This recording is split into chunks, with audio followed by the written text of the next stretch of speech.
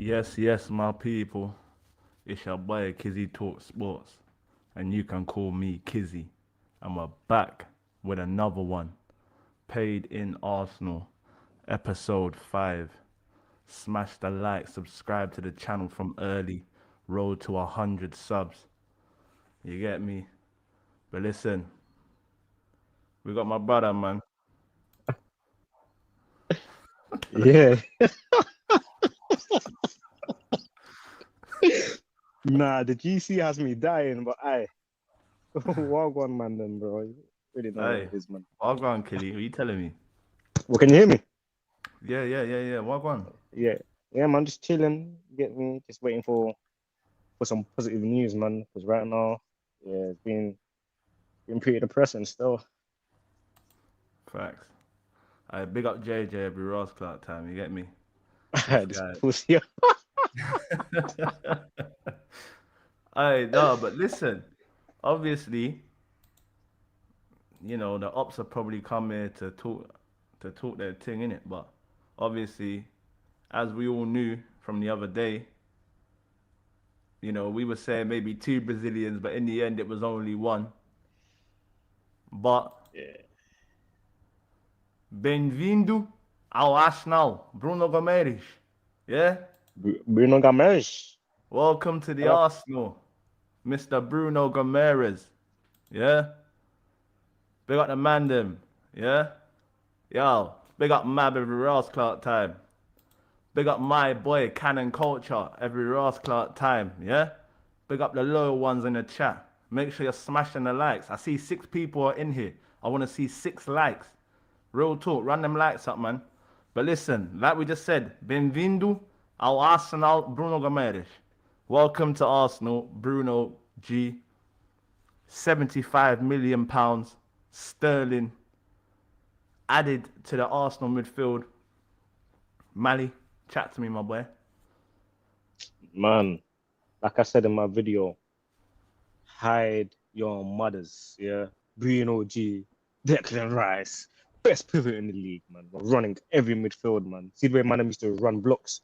That's where we're running midfield, man. That's our thing. You It's still a that thing, man. Listen, what, don't even know what what, I'm what? doing. What you thought? Because Vini didn't forward that. What you thought that ta ta ta ta ta. What you thought he was gonna stop? You must have blood clot, man. Yeah, but listen, obviously, what do you reckon? What do you reckon? What does he bring? What does he bring? I'll tell you one thing before you go though. Pause. That interview. The interview.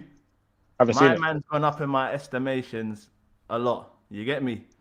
Because from what I heard in that interview, that's everything I want to hear from a player that's coming you know, to enhance the team's level, as you would Yeah. say. You get me? Man's talking about the best way to describe it. Man said, "I'm a warrior. I'm gonna be your warrior." You get me? Mm. Man says by the time that he leaves the club, he wants to be someone within the club that young players coming through say they want to be like Bruno. Man just come here day Mm. one.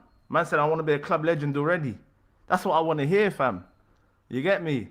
Like Yeah. that's legit what I want to hear. You know what I'm saying? So yeah, man. Mab says outstanding signing. Finally, someone that will feed our front line through balls consistently. He brings press resistance, composure, and progressive passes to our midfield. Proper baller. Listen, I hear it. I hear it. It's definitely something that we're craving in terms of a man that can pick up the ball in the midfield position and punch the ball through the lines. You know what I'm saying? We've been calling for a player like that for a long time. I know Zubamendi was meant to be that, and in the first half of the season he was definitely doing that. But obviously, you know, he The played a pace lot go of up to him, games. innit? He played a lot of games Yeah. in it, and in the end he burnt out. So, Bruno Gomes, prem proven. You know what I'm saying? I think he's got over 150 Premier League appearances, if I'm not mistaken. You know what I'm saying? Like this is a guy that's tried and tested. You know what I mean? So, 100%. Cannon culture goes. Bruno's a proper footballer. Will leave his heart on that pitch every game. 100%, man. I definitely From hear it. South Like America.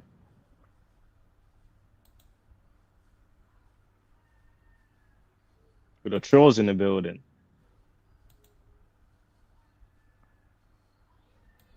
The only thing I can say to you, my boy, I got suck your mama pussy. Are you mad? Yeah? And while you're here, yeah? While you're here, make sure you're subscribing and smashing the pussy clot likes. About fuck every supporter Arsenal shit. Got suck your mama pussy. You must say blood clot, man. What you think? Huh? Listen, we don't want to hear all of that over here. If you ain't coming with no positivity, pause, yeah? We don't want to hear that. You know what I'm saying? One of them mods them deal with that. You know what I'm saying? Unless you're bringing positivity to the chat, we don't want to hear none of your nonsense, everybody. You understand? Mods them deal with that. You know, like that. That's all I can say. But obviously, back to the Bruno stuff. 75 M's. Another captain. You get me? Arteta's on this. He's picking up captains like Infinity Stones. You get me? Man's trying to. Bro, listen, we're going to get into another captain that could potentially be coming this way. You never know. But that one there is it's a bit nervous. Oh, I can't lie to you. Word to catch it's nervous. You know what I'm saying? But listen, obviously, we knew he was going to be an Arsenal player. Let's keep it a buck, yeah. We knew he was going to be an Arsenal player, but now that it's here, like, what do you think, man? Like, what do you actually think? What do you think we're going to get from him? Where do you think he can take us? Obviously, he's not a one-man team, but what do you think? I think we're gonna get everything from him. He's a complete midfielder, in my opinion, bro. We're gonna get the defensive bit of the game where he shows his South American genes, the aggression, the hunger, the reading of the game to stop the danger. And in the other end, we're gonna get some creativity with his passing. I always said to you, like, we've seen the clips of him playing them balls over the top for Isaac. He has to feed Gyökeres, man. That's what he's going to be doing. He's going to be punching the balls through the line. And he can also get goals, man. He's good in the air. So, Nicholas Jova, man, that's someone that is happy to see him, bro. Because you know us, set piece FC and that corner boys. Yeah, Bruno can do the corner thing, man. So, that's what he brings. And his mentality, you know, he's someone that wants to win. See these South Americans, bro. Like, they want to win. It means more. You see it from Gabriel and Hincapié, bro. The way they defend, bro. They put their heart, they put their sleeves on the line, bro. So that's what I expect from Bruno, man. Bruno, captain as well, experience has been proven. I'm expecting big things from him. I'm not gonna lie, man. Him and Rice, the pivot, man, and he can pair up with bare other midfielders as well. So he's a good signing. At the end of the day, they say that Declan Rice won't be ready until, 5-6 games into the season. Bro, for me personally, this is a perfect player to come in, fill in the gap, you know what I'm saying, and get us through that period, if that is to be the case. Because I've also heard that Declan Rice is apparently chomping at the bit already to get back in and around the team. So, I don't know. Do you know what I'm saying? But what I will say is Declan Rice and Bruno Gomes in the pivot. I beg someone try and rough us up. I beg someone try and get physical. I beg you, get physical. Get physical. You get me? Yeah. We want man to get physical. Pause. But get physical. You know what I'm saying? Arteta's building a team full of monsters, bro. You know what I'm saying? Like, let's keep it a buck. Especially that defensive midfield, you know what I'm saying, structured. You know what I'm saying? Like, yeah. He's building a team full of monsters, bro. Yeah? And for me now, we just need to put some proper quality into that attacking line. Do you understand? That's where we need to be looking at next. Bruno Gomes through the door. I know we're looking at a centre-back. Well, we're meant to be looking at a centre-back. And they're saying possibly 2 attackers. So, for me, yeah, man. But listen, people, we've got a new guest on the channel. You may have seen him. You may have seen him across different platforms before. Another Arsenal supporter. Big up the boy, Rory. Yes. Can you guys hear me by any chance? Yeah, we can. Yeah. All right, so let me stick the light on real quick. What's going on, my boy? Yeah, not too bad. Just done leg day, to be fair. So, but how are you boys? You good? Yeah. We're good, Yeah. man. Obviously, we're just getting into the Bruno stuff. What's your thoughts? Yeah, I mean, I've wanted the guy at Arsenal for nearly 4 years now. It's basically the complete signing. Like I said on my channel the other day, that it's a 10 out of 10 signing for me. I think he epitomises everything we need in midfield. Not only the fact he can elevate us from where we are now, but also I think he can help by elevating a few of the forward players. I look at the likes of Martinelli. I look at Odegaard potentially. Hopefully that will limit him from dropping in deep every now and then. So, listen, I think this could be a game changer for, again, as I said, not only Arsenal and our midfield and the fact it will help our depth, but also I think it will help quite a few of our attacking players, if I'm honest. And again, it winds me up about this, narrative. Oh, he's 28, turning 29 in December or whenever it is. Listen, Bayern Munich splashed 100 million. I think it was on Harry Kane when he was like 29, and look how that turned out. So I'm not bothered. And furthermore, who we got as backup? Lewis Skelly, 19 years of age, isn't it? So, even if Bruno was going to move on after 3 or 4 years, then we'd have Lewis Skelly coming up through the ranks. You get me? So, yeah. As I said, this is a 10 out of 10 signing, and I'm really happy with it. As I said, I've always wanted him at Arsenal since he was at Lyon, actually. So, yeah, superb bit of business. And this is why I don't, act all careless in the transfer window, like Chelsea doing just splash money for the sake of it, etc. Because 75 million with no add-ons is ridiculous, and that is by far the signing of the summer, by the way, for one of the best midfielders in the Premier League, if not the best. Because we got 15 GA in a Newcastle team that were meaty last season. So yeah, as I said, I'm really pleased with it. No, yeah. Listen, obviously, we've been tracking him for many years now. Probably about 4 or 5 years now, yeah? When he was first at Lyon. Obviously, the move didn't happen. He went to Newcastle. They made the chant, you know what I mean? Could have gone to the Arsenal. But he said, fuck that. He ain't saying it no more, is he?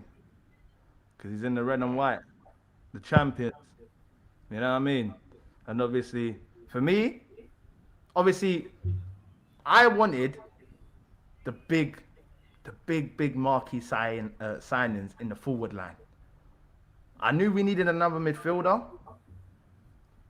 but I wasn't saying Bruno Gomes. But now we got him, 100% I'll take him. I'll be real. Especially with the way that the window's gone. Do you know what I'm saying? Obviously, we've missed out on Vini. We missed out on Morgan Rogers. Bruno Gomes right now is the staple signing. So, for me, yeah, man, we move. 75 million, 28 years old, Newcastle captain. You can't go wrong, man. Who would you have taken, sorry, Kizzy? What, instead of him? Yeah, ahead of Bruno. Obviously, for me, in hindsight, I would have took Alex Scott. But based on the Rice situation, I understand why we've gone with the experience. Do you know what I mean? Because obviously he's carrying injuries. You ain't gonna leave Declan Rice out and think Alex Scott can maintain the position for possibly 3 to 4 months if that was the case. They're saying 5-6 games, but no one don't know. Do you know what I'm saying? No one don't know. They could say to him, do you know what? Just sit it out. Now that we've got Bruno, there's no need for you to rush back. Do you know what I mean? Have a month and a half layoff and come back when you're fully fit, because we're gonna need you, bro. Do you know what I'm saying? We're gonna need him.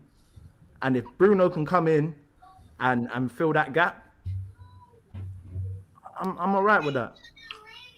Like I said, for me, our biggest thing this season for me in this window was the forward line. Get people out, get people in. Do you know what I'm saying? Yeah? Jesus, for me, gotta go. Martinelli, gotta go. Trossard, you know, like, listen, don't get me wrong. When the news come out, I was hurt. You know what I'm saying? We was on stream. Like, me and Mally both said, this is a guy that's, you know, he's clutch. So, at the end of the day, as much as you want him to go, we know what we're losing with Trossard. So, whatever comes in, it has to be, you know, bringing the same level, if not more. And obviously, Solis, 24 years old, you know, Belgian league, 51 goal contributions in 52 games. Do I expect him to get that in the Premier League? Hell no. But do I expect him to contribute? Of course. Do you know what I'm saying? But for me now, this left winger position problem, we need to viciously attack it. Do you know what I'm saying? We need to attack that market. I know there's not many good options, but for me, there's still players out there that are useful to us. I.e., people might not like it, but I can't lie. I'm taking Leao. With the position we're in right now, I'm taking the Leao. Because you can say what you want, but Leao's going to give you more than Martinelli. Do you know what I'm saying? As much as people might not like that, it's the facts. Leao's going to give you more than a Martinelli. I'd even take Rashford. Like I've got to a point now, yeah?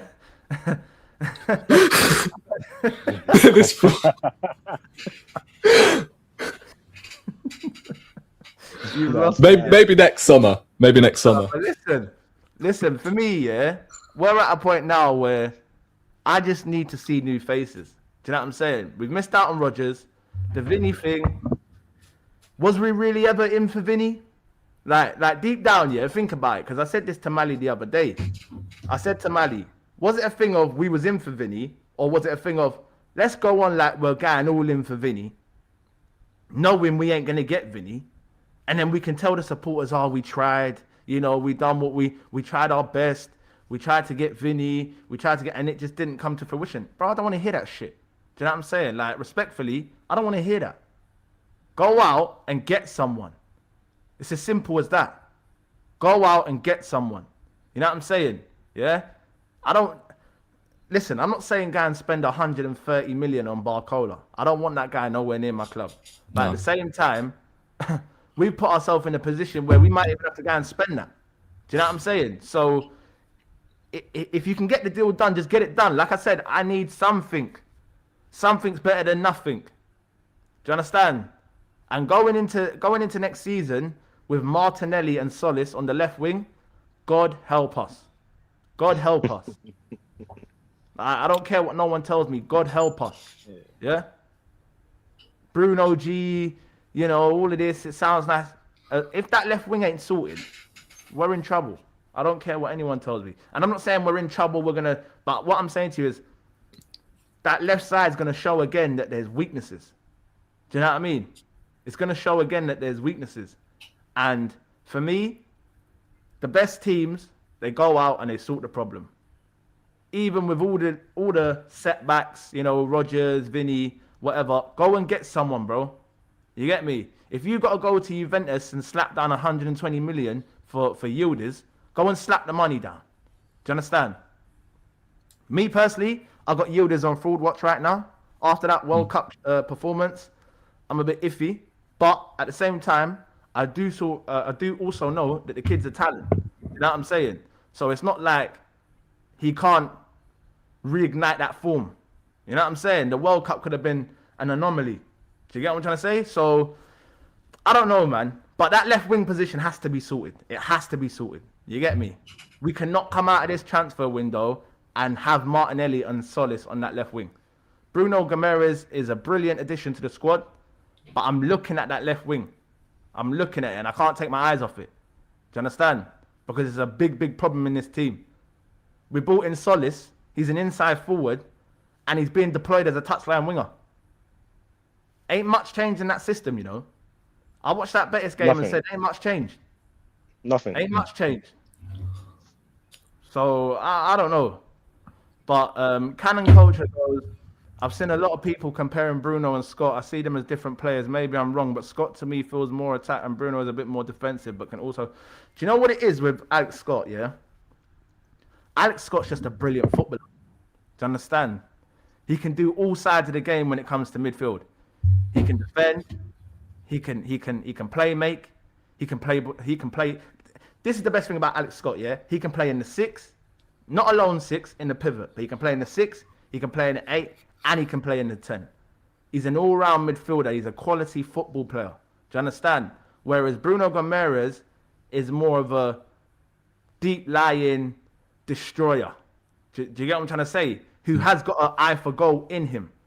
They're two different players, but they're both quality players. The only thing that separates Bruno Gomes and Alex Scott is experience and age. That's it. No one can't tell me that Alex Scott's not a brilliant footballer. He's quality. Quality. The qualities that he has, everyone says it as well. That's an Arsenal player right there. That's an Arsenal player right there. Do you get me? The elegance, the way he glides across the pitch. Is he an Arteta player, though? That's the thing. Oh, do you think Arteta likes elegance in his midfield? That's the thing. I mean, you got Odegaard in there. Yeah, Odegaard, but yeah, but he's not shown any elegancy in the last 2 years. Let's be honest. Yeah, listen, he hasn't. But at the same time, I think the World Cup showed people, yeah, do not count this guy out, because when you've got, and I always say this, and it pisses me off. When you've got Odegaard coming collecting the ball off the back four, you ain't going to see the best Odegaard. The best Odegaard is the Odegaard that plays in the pockets in the final third. That's finding the final pass. Yeah? I.e., I take it back to that West Ham game where Trossard scored the winner. Tell me another player in the team that dances around them 4 or 5 players in the box, sets it off, and we get the goal. Not another player in that midfield can do that. I don't care what anyone tells me. Yeah? If you actually go back and watch that, just watch that phase of play. Just that one phase of play. Yeah? What he does. The way he takes the defenders away. Yeah? Then he drops a shoulder, goes back in on the outside, jinks in and around 4 or 5 players in the box, sets it off, bang. We ain't got another midfielder in the team that can do that. Eze, respectfully, quality player. But Eze is not one of them players that connects everything. He's a finisher. Do you know what I'm saying? He ends the move. He doesn't start and create the move. Do you get what I'm trying to say? You want Eze on the end of things. You don't necessarily want Eze connecting all the dots. Like an Odegaard. But at the same time, I don't want Odegaard connecting all the dots either. This is why a Bruno Gomes coming into the team, someone that wants to play the ball forward on a consistent basis, may actually help an Odegaard to say, do you know what? We don't need you to keep dropping deep. Go away. Yeah? Your best game is in the pockets, penetrating the lines, punching the balls through. That's where we want you. That's where the Odegaard of 23, 24 come, and the man scored, what, 15 goals? Look at some of the goals and the assists that he was getting in that season.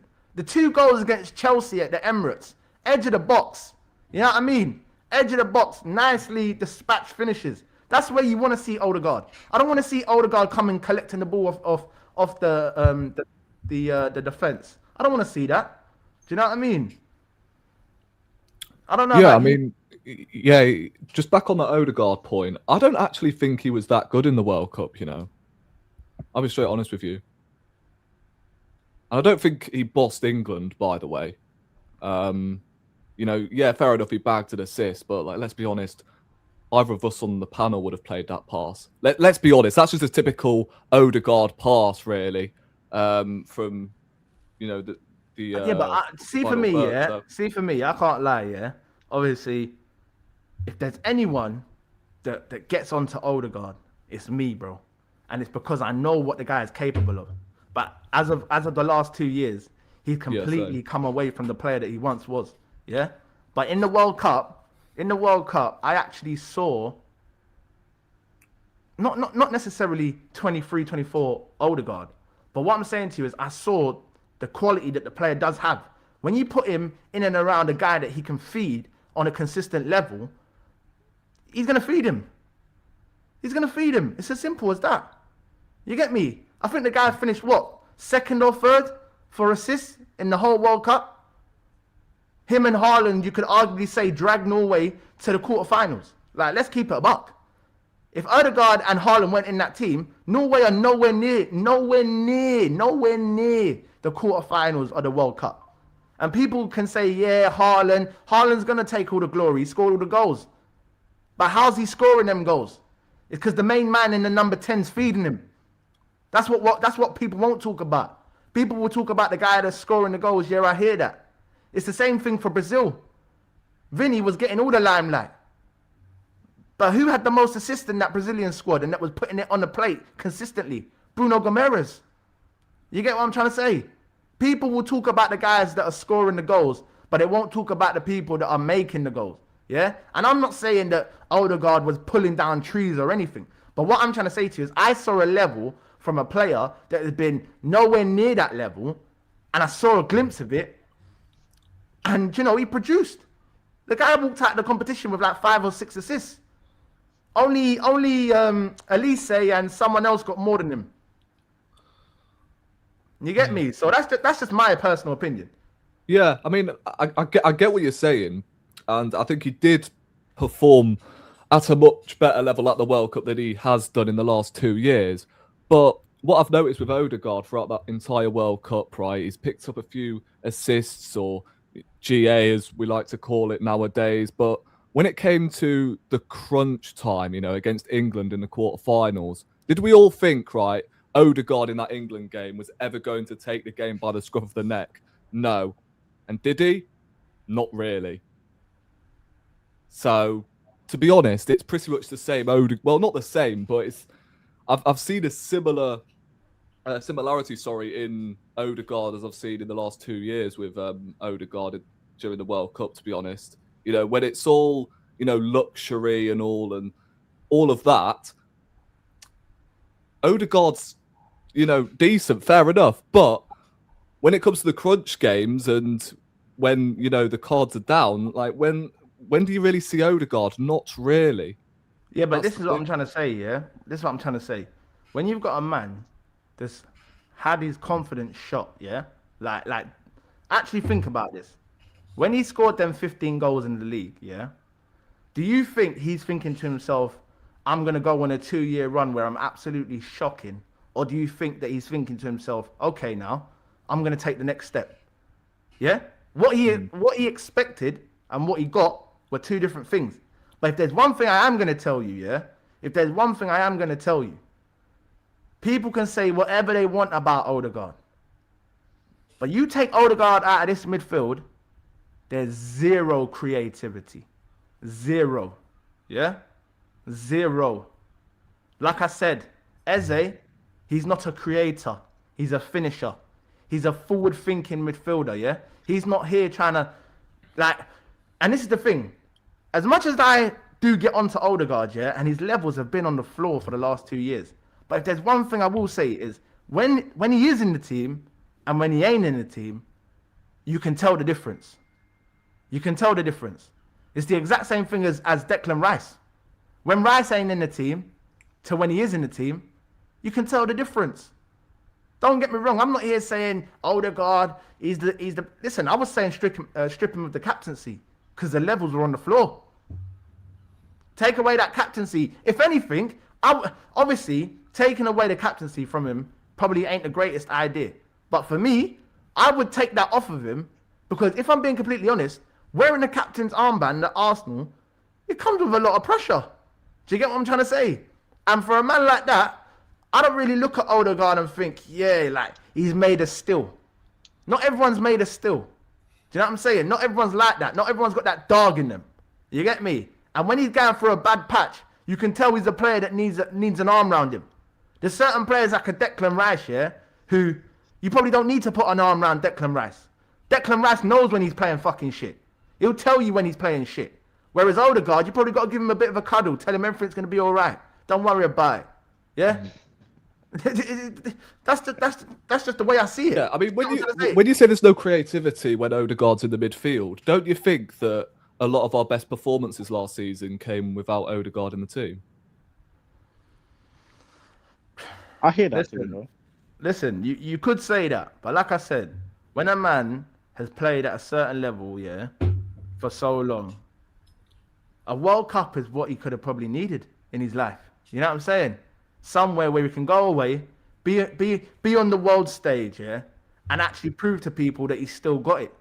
Do you understand? Because for the last 2 seasons, he's been a thorn in our side, you could say. Do you get what I'm trying to say? For our own personal reasons, and they ain't good ones. But for me, like I said, when I saw him play at the World Cup, I saw a player that still possesses elite qualities. He has elite qualities. No one can't say he doesn't. Do you understand? Like I go back to that West Ham game. Tell me another player in this team that does what he does for that Trossard goal. Because there's not one. Not one of them have the technical ability to keep the ball close to them like that, in and around players like that, and still have the composure to put the ball on a plate for someone to finish it. They don't. Do you understand? Like, and if you can tell me another player that has the composure to keep the ball stuck to his foot in and around 4 or 5 players and still make the right pass for the guy to make the execution, then I'll say, do you know what? Forget about Odegaard. But until you can bring me another player that can do that in them positions, don't tell me that Odegaard doesn't offer anything to this team. Because I'm telling you, Odegaard he's still got a lot to offer to this team. Do you know what's so funny?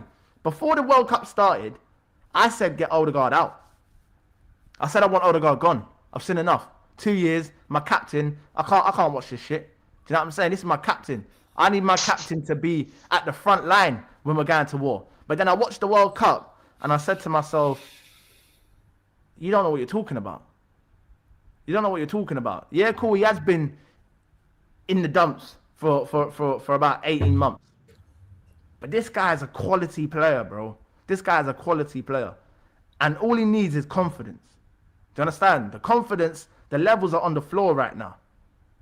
But the World Cup could have rejuvenated him. You never know. We might see a new Odegaard this season. We might see a new Odegaard. Who's to say we don't?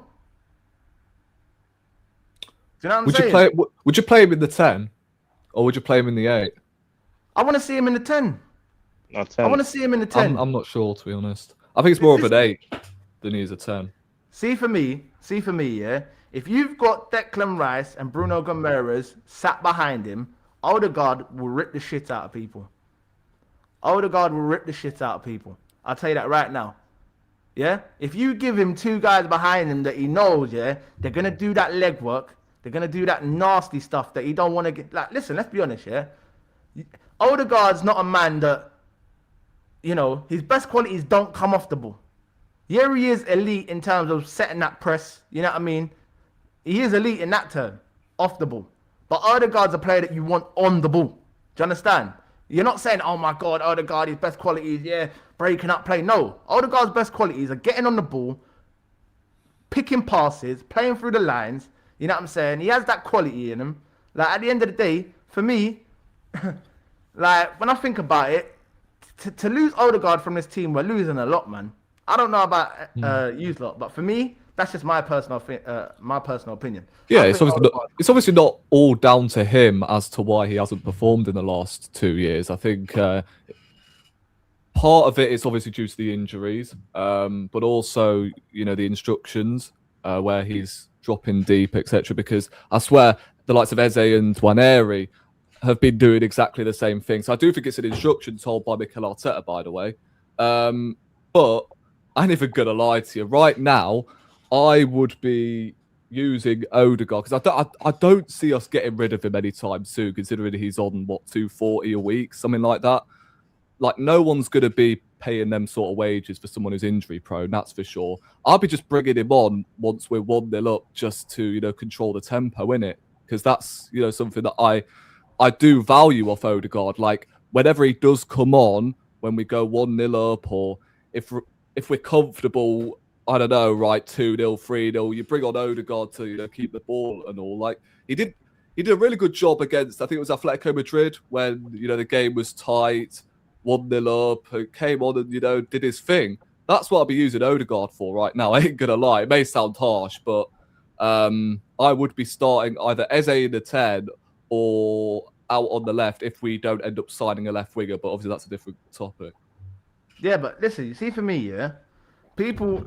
So what are you saying? Are you having Nwaneri over Odegaard as well?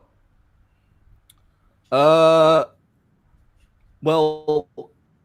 to be honest with you, I'll be playing Waneri on the right hand side due to the fact I think in this system he'll be more suited out wide, and then you use Dalman as the 10.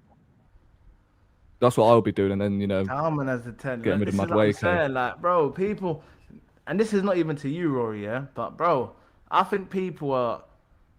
It's just the new flavors. You know what I mean? The new flavors it's got everyone in a headlock right now. Like for me, Waneri, he's not at the level. If I'm being completely honest, like if you actually want me to be brutally honest, and not say things because you've got people from different clubs watching. But bro, Waneri's not at the level, bro. He's not. I think he's personally, like, you got to remember, he was out on loan at Marseille, didn't play due to the fact they sacked De Zerbi, who actually trusted him, by the way. I think he started him in his first game, right, and scored. So there's still a player in there, and obviously he didn't play at all last season for Arsenal, apart from maybe a couple of FA Cup, Carabao Cup games. So obviously he's going to feel a bit rusty, innit, during pre-season. That is what pre-season is there for at the end of the day. Don't get me wrong, I do expect a lot more from Waneri, and as I said, like, I would play Waneri out wide because that would suit him more in Arteta's system.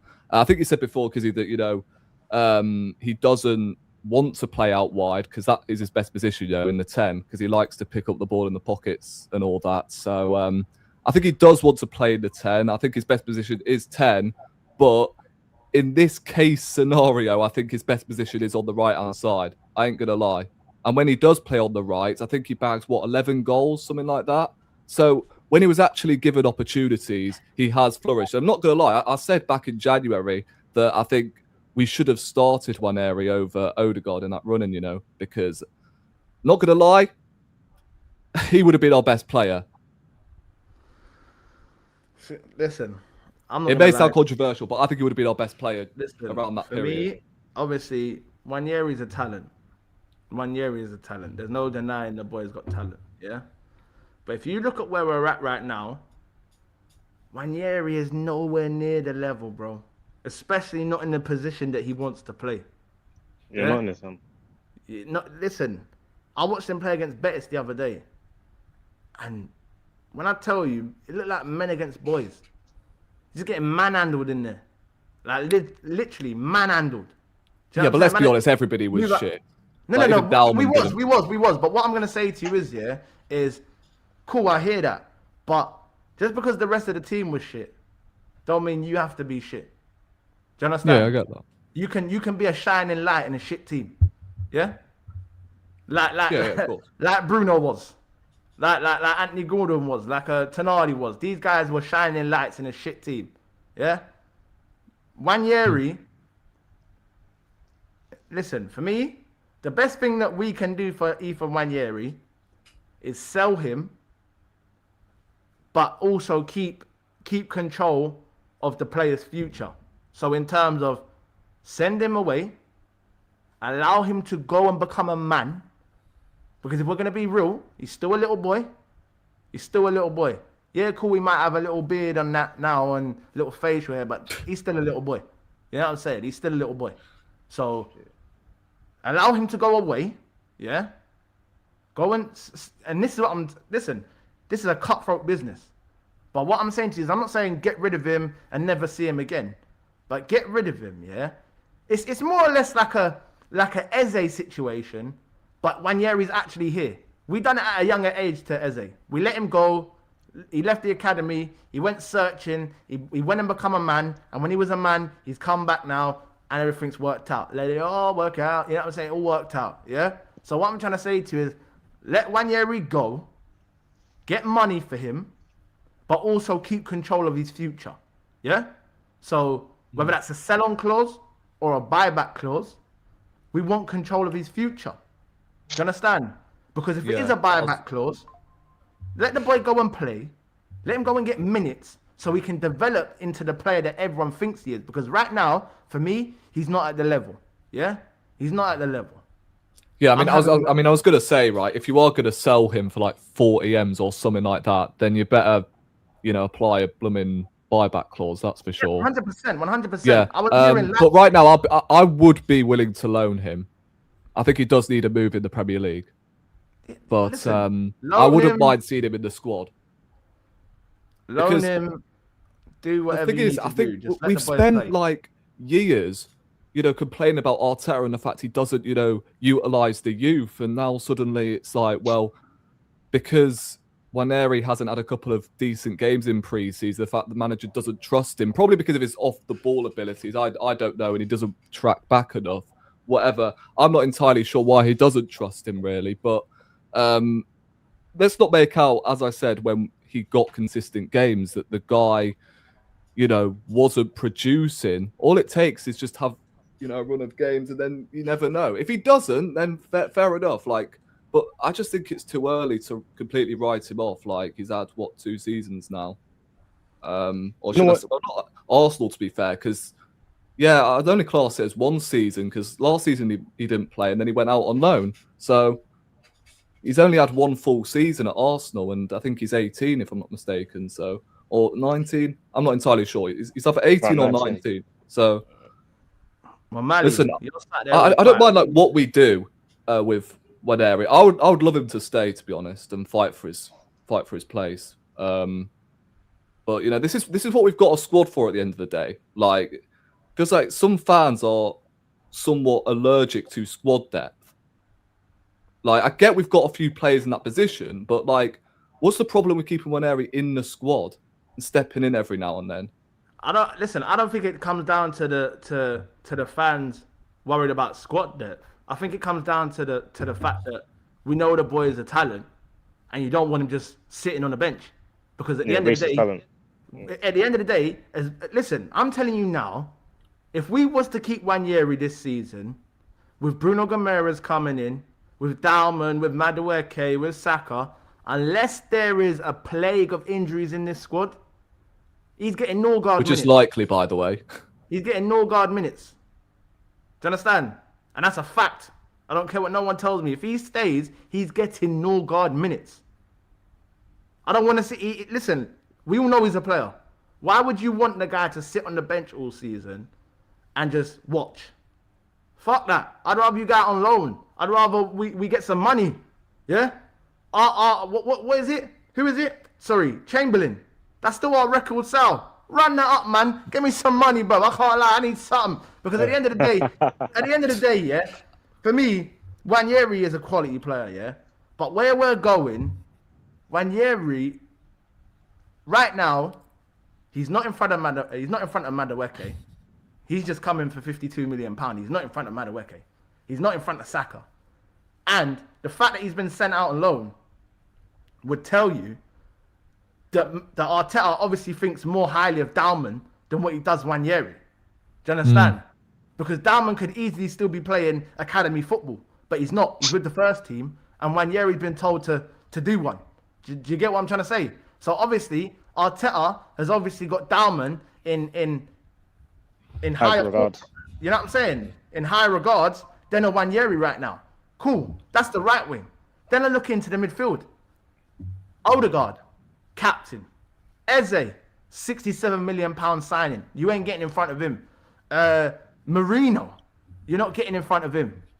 Bro, where's he getting minutes? Where's it? Honestly, ask yourself, where is Waneri getting minutes in this team? Do you know? Yeah, I mean, if this is what I'm saying. I don't mind him going out on loan, but selling him would be stupid unless you're putting in a buyback clause in there.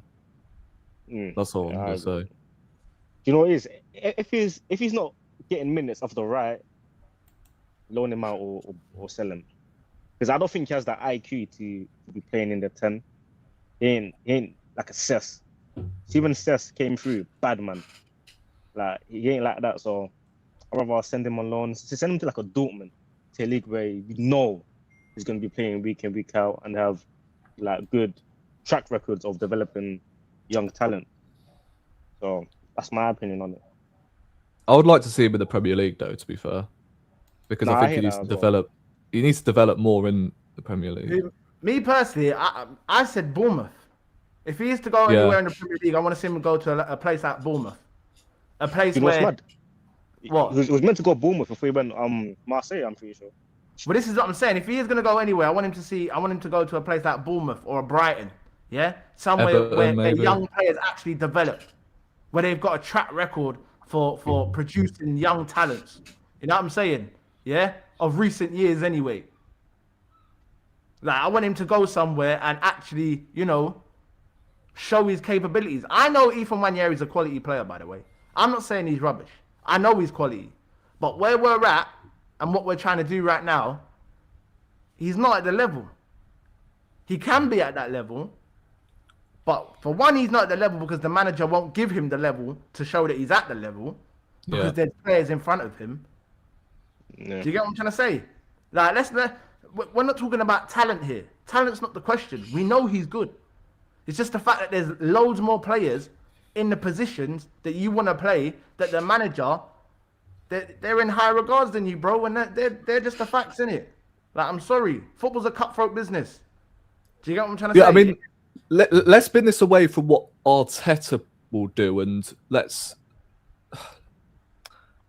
spin this towards what you would do, because for me anyway, Nwaneri as a right winger is still better than Madueke. From what I've seen anyway of Madueke at Arsenal. Oh, mate, Madueke is shocking. He is terrible. Yeah, Madueke so would is you the play worst winger. Nwaneri in front of Madueke? Oh, if it was up to me, yes, but he's not playing in front of Madueke. You don't spend £52 million on Chelsea's third choice right winger and think Nwaneri's going to play ahead of him. Not for £52 million. If he come in for 25 or 30 like Solis did, then yeah, I could say, yeah, cool. Nwaneri could definitely play in front of him. But the fact that he's coming for £52 million, not only is he Arsenal's second choice winger, he's also England's second choice winger. So that he's an international. You ain't getting in front of him. Yeah. It's as simple as that. You're not. Do you know what I'm saying? I mean, I kind of knew that when Madueke signed that Nwaneri was done. It's a wrap. So. It's a wrap. Soon as that £52 million signing went through, you knew what time it was for Ethan Nwaneri. You knew what time it was. Although to be fair, some of us envisioned that he was played on the left-hand side at first. Yeah, but because I certainly did. I thought he was going to play down the left. Listen, I thought he was going to come if you honestly believe that Arteta was going to deploy him on the left for his whole Arsenal career, I know I smoked some flavors, but you must have been smoking some special shit. Nah, not like for his entire career. Yeah. Not for his entire career, obviously, but I think we saw, was it in the Club World Cup, a couple of games where Chelsea utilised Madueke as a left winger? And I was fearing the worst, I'm not going to lie, because he came on as a left winger for Chelsea in one of their games and stunk up the gaff. I'm like, oh. And then I think it was, the morning after, something like that, where we heard the news about Arsenal, Arteta being interested in Madueke. I was like, oh, this guy hasn't seriously... he hasn't thought about basically playing Madueke out on the left-hand side. At first, yeah, obviously the noise was he's coming in to play on the left wing. Bro, anyone that knows Arteta knows that this guy chats bare shit. This guy chats shit, bro. Do you know what I'm saying? Like, as much as you could say, yeah, cool, he is a good manager. And listen, I still have my doubts on him. You know what I'm saying? I've seen a lot more scarring times with this guy than I have happy times. You know what I'm saying? I'm scarred. You know what I'm saying? That's just the facts. You know what I mean? Even though he's won the one Premier League, he scarred me. You know what I'm saying? He's let titles go from his grasp that he should never have let go. Do you know what I'm saying? So as much as he's won the Premier League, I can't trust this guy. And when you look at listen, please tell me who in their right mind goes and spends £52 million on Chelsea's third choice right winger. Chelsea are not at the level of us at the time, by the way. Do you know what I'm saying? So if he's not good enough for Chelsea, what makes him good enough for Arsenal? We're competing for the league. Yeah, we might not be winning it, but we're competing for the league. Chelsea are finishing 12th and 10th. If he's Chelsea's third choice right winger, what makes you think, oh yeah, I'm going to go and spend £52 million on that? I don't know what you're seeing. Don't get me wrong. You're asking the wrong guy. Because I ain't got a clue. Listen, no one does. No one does. The only person that can tell you that is Mikel Arteta. Yeah. Over 30,000 Or Andrea people. Berta, to be fair. Listen, there was no way Berta was looking at Noni Madueke, bro. Yeah, I know, but he's the one who put the money on the table. No, well, Josh Kroenke and Stan Kroenke did, if we were. Yeah, them as well. You know what I'm saying? But at the end of the day, Berta would not have been looking at Noni Madueke and thinking, yeah. You know what I'm saying? Yeah? That's an Arteta signing. And you know what? I've just got to as well. He's earning over 150k a week, by the way. Who? Noni Madueke. I thought he was on 50 grand a week. Sorry? I thought he was on 50 grand a week. He was at Chelsea, but at Arsenal, he's on 150. What? I've just looked it up now. He's on 150k a week at Arsenal. Noni Madueke. Lord Clark. Yo. Listen. Hey, Johnny Gunner. I see you're in the chat for the first time, bro. I haven't seen you in here before. Make sure you're smashing the likes and make sure you're subscribing to the channel. But you see that there, yeah? I think that makes him even more of a worse player. And I say this all the time, yeah? The worst players are the ones that do the hard bit good and then do the easy bit hard. Do you know what I'm saying? Pause. But if you, like, how do you beat your man and fuck up the execution? You normally struggle to beat your man and still get off an okay execution. Do you know what I'm saying? How do you skin your man? Like how do you? Like, I'm not even, obviously it's YouTube, whatever, but this is explicit. How do you murder him? In certain things that I've seen him do to fullbacks, I say, do you know what? All right, cool. But then you get to the execution, and I see you're running it off the pitch. I'm seeing you smashing it into row Z. Like, someone needs to tell him where the pitch ends, by the way. Huh? Someone needs to tell him where the pitch ends, by the way. Like, I've never ever seen a winger that has all the fundamentals to be a good player. Like cool, he does. He has pace. He knows how to beat his man. But the more, especially in today's day and age, you want end product. Especially from attacking players. You want end product. The guy's end product, bro. Listen, he's terrible. He is terrible, bro. Do you know what I'm saying? He is terrible. It confused me when we spent the 52 million, and it still confuses me now. But we're here, and the guy sat here with a Premier League winners medal, and a Champions League runners-up medal. He can't believe his luck. He can't believe. He's got a bronze medal as well, I believe. Oh, the World Cup. Bronze final, as they call it. Fucking a disrespect to football. The bronze final. You know, it's a shame. But listen, at the end of the day. Obviously we got into the Bruno stuff. Let's get into this left wing, this nonsense. Let's just call it that. This nonsense. Obviously, we'll get into. Fuck it. Let's get into it quickly. Vini Jr., Chinny Jr., whatever you want to call him. Chinicius, Big up. Yeah, Mr. He could go fuck himself. Yeah, he ain't Brazilian. He's Bolivian. Yeah. Yeah, Chinny rubbish Jr. player anyway. To be fair. He's terrible. You know what I'm saying? He's terrible. And when we see him in the Champions League, I'm going to make sure Timber locks him up, bruv. Yeah? And sends him packing. Yeah? I need to see Bruno Gomes absolutely kick him into the North Stand. You know what I'm saying? Into the North Bank. Sorry, not the North Stand, the North Bank. Kick him into the North Bank. You know what I mean? Yeah, that's where we want to see you, bro. Because at the end of the day, Vini Jr., you know, used Arsenal, you could say, to get a new deal. 5 + 1 year takes him through to 2031, I believe. Talk to me, guys, man. The Vinny stuff. Me and Mally, we was here. Tap, tap, tap, tap. We was doing all of it, and yeah. I mean, I rate the ambition, but at the end of the day, the ambition don't get you the player sometimes. so to break it to these people, like, listen.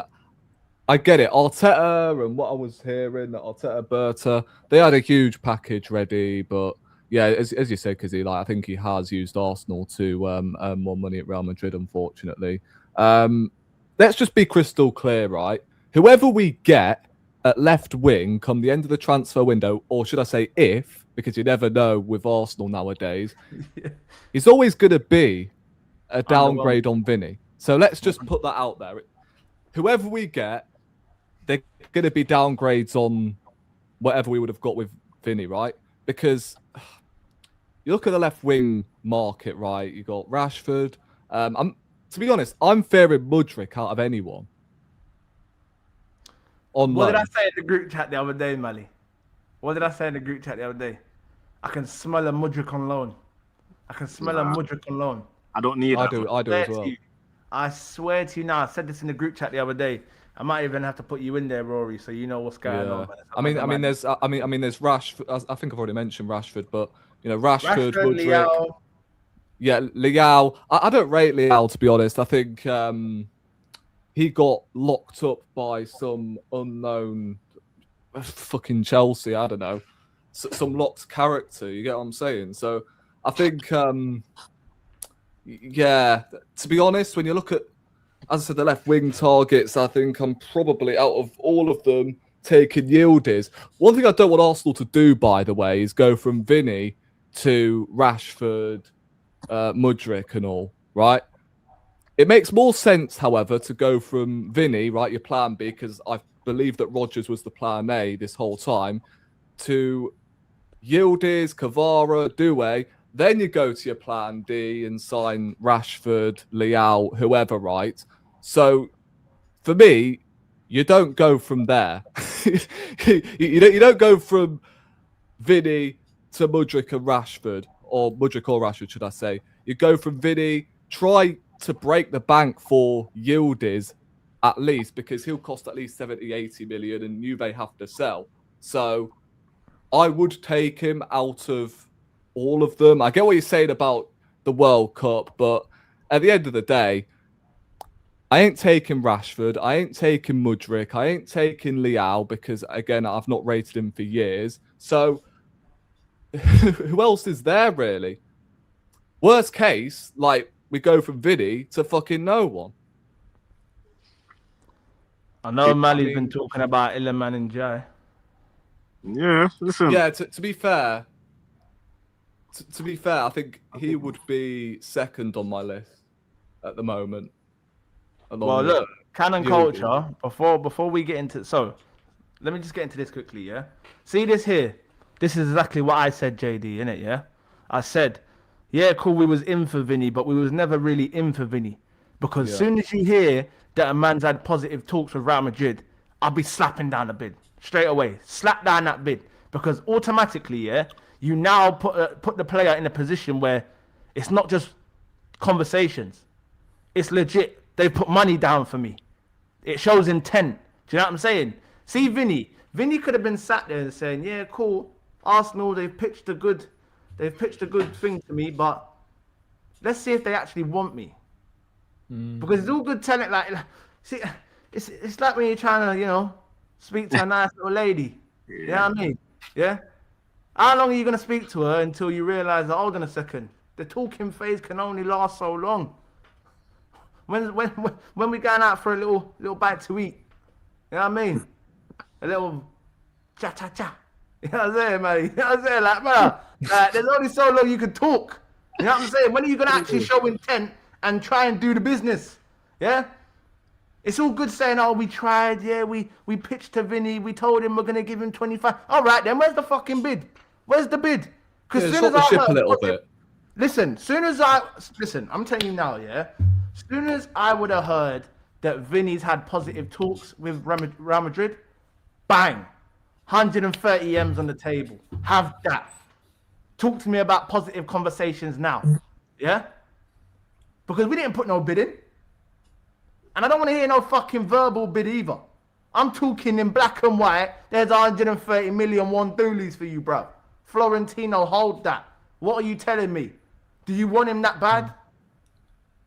Because are you guys feeling Matoma, by the way? Pause. But listen, keep Matoma away from my club, man. Honestly, listen, Matoma for Brighton, it looks good, but this is a different level, bro. And this is what I'm saying about Illiman and Jai as well. Respectfully, Njai is a good player, but Njai looks good because he plays for Everton. Do you understand? He's gonna get space. When it I mean, comes to what's playing what? for Arsenal, you ain't getting that space, bro. You're not. Yeah, I Do you mean, get what I'm saying? what's worse, by the way, going from Vini to Mudryk or Rashford, or ending up with no one? See me, yeah.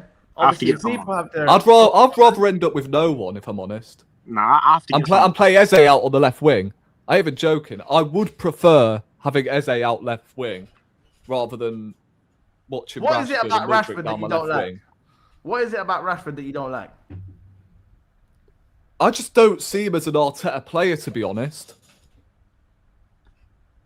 That's just me. Yeah, but how many? I think the how guy's many bare players- lazy. Can I just say this? Can I just say this? Yeah. Is Eze an Arteta player? No. Is Gyökeres an Arteta player? Nah, but what I'm trying to say is, you're telling me when you've watched Rashford, especially the World Cup, right? I watched him for England, and I swear, like, whenever he's up against his defender, right, it's like stealing candy from a fucking toddler, bro. He just runs straight into my man every single time. I watch every single England game, bro. So, to me, like, if Man United are letting him go for about, what, 40 million? Why do you think they're letting him go for 40 million if he was still the Yeah, but bollocks? listen, you need to I don't think he was ever remember, the bollocks, You by need the to way. remember. You need to remember. The reason why they're letting him go for so low is because of the wages that he's on. No one ain't gonna spend 80 million and pay 300 bags a week for a 28-year-old Rashford.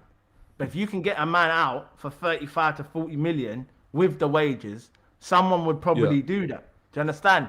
And if I'm being completely honest, yeah, don't get me wrong. I'm not saying go all out for Rashford. I want Rashford. But if you tell me Rashford or nothing come the end of the window, I'm taking Rashford, bro. I'm taking Rashford. Why? Because it's another body. It's another man that can put numbers on the board. Say what the fuck you But want. Sterling was another body, bro. And look how that worked out. But you're not getting. Look, this is what I'm trying to say. Sterling was a washed up body. Sterling was washed up, like live or washed up. Not playing no games, not getting no minutes. Weren't in the team. Was in a bomb squad, bro. Man started his own football. He started his own fucking. Started coaching, man. Yeah, he started his own coaching business because he weren't getting games. Man started up a whole Sterling football academy because he wasn't playing football. This ain't the same. This is a guy that's just gone to Barcelona and put up over 20 GA in a league winning campaign. Yeah, I mean, don't get me wrong. I would take Rashford over the likes of Leao, Mudryk, whoever, right? But there's no way I'm going from Vini to Rashford straight away, by the way. Listen. At least try and break the bank for Yildiz first, or Kvara, Doué. If you are willing to pay that entire package for Vini and throw everything at it, and you had the wages all planned, etc., then the best you can do is give us one of the guys at PSG, as someone said in the chat, which I think I missed at the time. But yeah, go for one of Doué, Kvara, and Yildiz, and then you bloody retreat to flipping whoever, Rashford, Leao, if you have to. That's where I'm at. But if I'm honest, out of Mudryk and Leao, I would rather have the likes of Eze out on the left. I'm not even going to lie. I just think he'll offer us more unpredictability out on the left-hand side than a Rashford will as well. No, but see Eze on the left. If you're playing Eze on the left, he has to drift inside. He has to do what he was doing at Palace, isn't it? In that little yeah, and it definitely worked last season because Trossard done exactly the same thing, and then you had Calafiori and Nkapie as the third man. So I can see it working personally. Listen, bro. The fact that we're even here talking about fucking Rashford, Leao, Mudryk, it's dark. You know what I'm saying? It's dark. Like it's that. Do you know what I'm saying? It's dark. JD goes, you have to sign a big name at left wing after going for Vini. The only name that we could get that might satisfy fans is Yildiz. Listen, at the end of the day, we've dug ourselves a hole. Do you know what I'm saying? We fucked around with Rodgers. Chelsea come in and threw the bag at Villa. And obviously, they see the pound coins, the pound notes, and they jumped at it. You know what I mean? Because they needed the money. Yeah? And not only that, Chelsea knew they was doing the dodgy deal. Chelsea would have never give them £117 million if they didn't think that Garnacho was going the other way. That was a part of the deal. Chelsea said, we'll give you 117 million, but for that 117 million, you're going to take Garnacho, you're going to take Jackson in 45 days, we're going to take your set piece coach, and we're going to take your presenter for Villa TV. So they raided Aston Villa. You know what I'm saying? Arsenal weren't giving them that. Huh? What did you say, Wally? Everything. Yeah, they raided them. But at the end of the day, we fucked about on the Rodgers deal. We tried to go on like we was going to get Vini, but we weren't really going to go and get Vini. You know what I'm saying? Because we didn't put a bid down. Do you know what I'm saying? We didn't put a bid down. So at the end of the day, we've now left ourselves in a position where we're feeding off scraps. I mean, like if we end up with no one, like sometimes you have to deal with birth control without what. So you've got to find different situations. Like as I said, as a out left wing, like this is what I'm saying. This is a Premier League winning manager, for God's sake. So if he can't get his left winger, which I kind of feel bad for in a way because he wanted Rodgers, I'm presuming, as the starting left winger. I don't think he would have played as the 10. Fair enough, he got Bruno, which was his, main priority. But there's no way he can come back after winning the Premier League and he has only one of his main targets. Like, he's been given a third-choice goalkeeper and, Zolis, who was, a Trossard replacement. So, like, it's also his responsibility to, get the best out of what he also has. Because on paper, right, whoever we sign at left wing, we're still favourites for this league. Clear favourites. I don't see let me throw this question out there, right? Do you think anyone else in the Premier League, right, whether Man United, Tottenham, Man City, right, are any of these guys happy with their transfer window? Do you think? Like, I don't think so. So I still think, regardless of who we sign at left wing, right, I still put us as clear favourites winning this league, by the way. But, of course, I want more than that. I think, next season's got to be the Champions League season, right? I think we could all agree. But I've always, maintained that I wanted the Premier League over the Champions League just because you're more consistent over 9 months.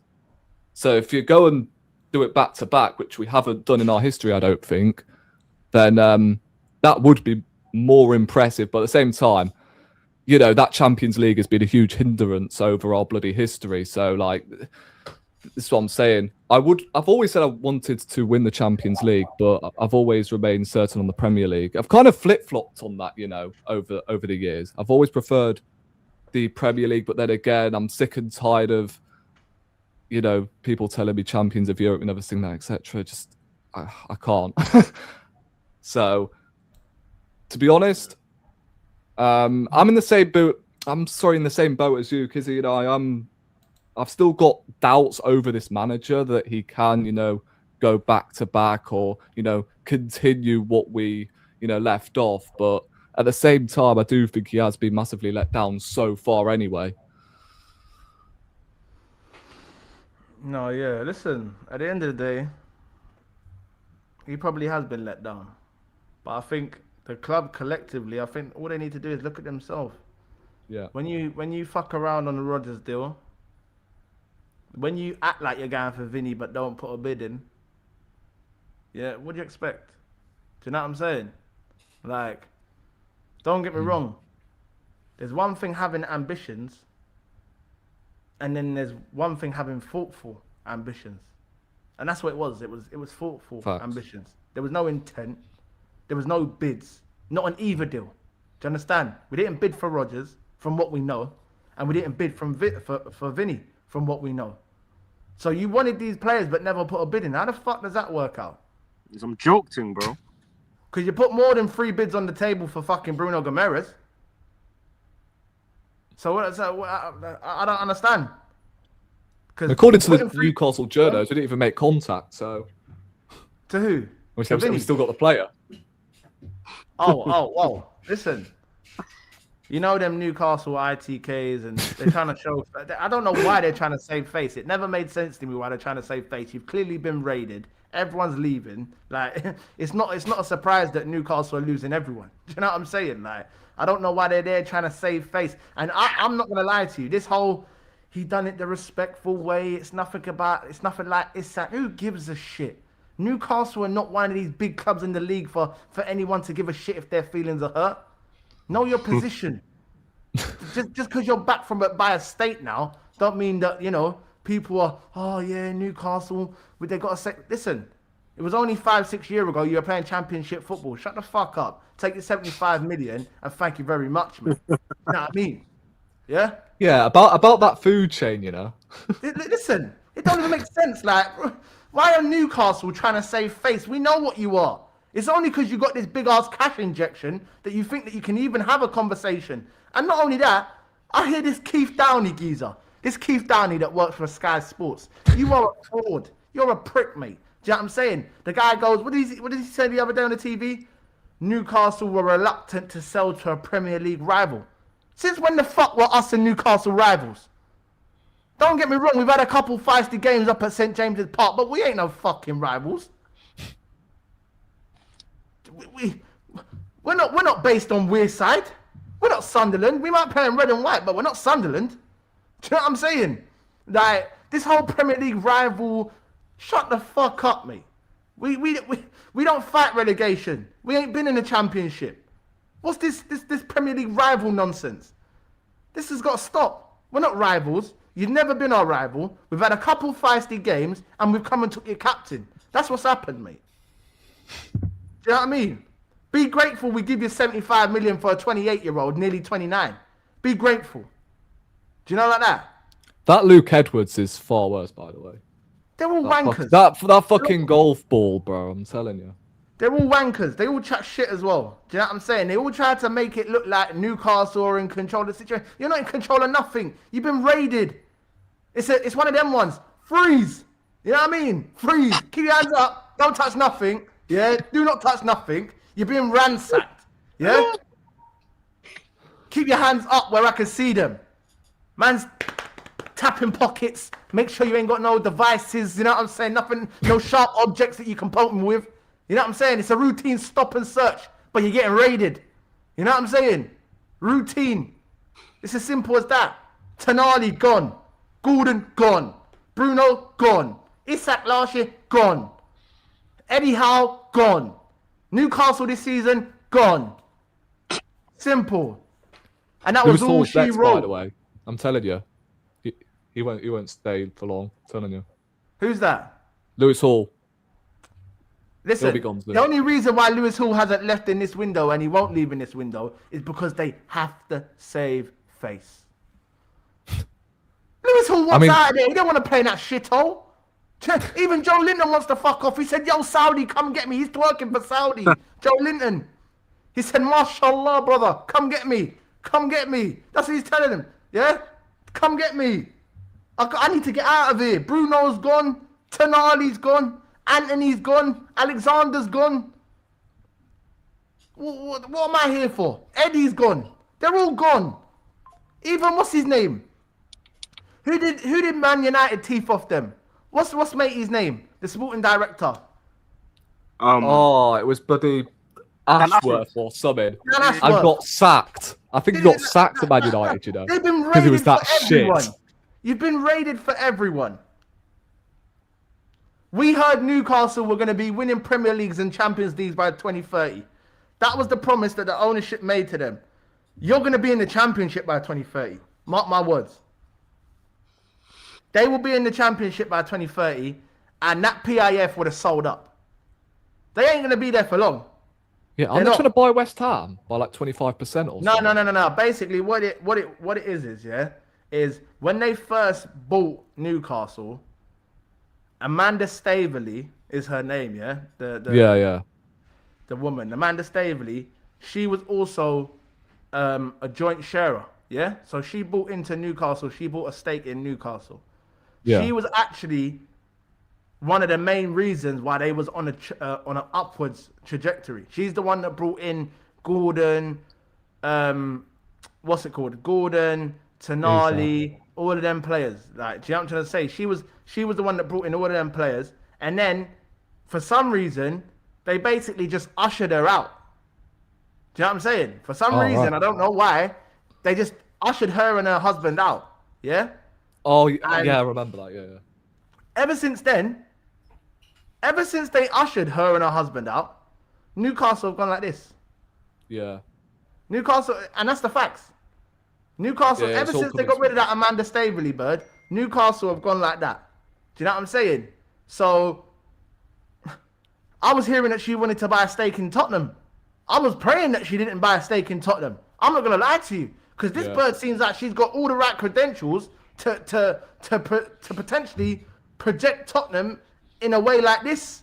Do you know what I'm saying? Yeah, Tottenham might be spending money, splashing the cash now, but that's not to say that they've got the right people at that level to go like that. Do you know what I'm saying? Whereas this Amanda Staveley bird, she looks like she knows what she's doing at that level in terms of taking players that are on the cusp of being special and turning them into special players and getting a return fee for them.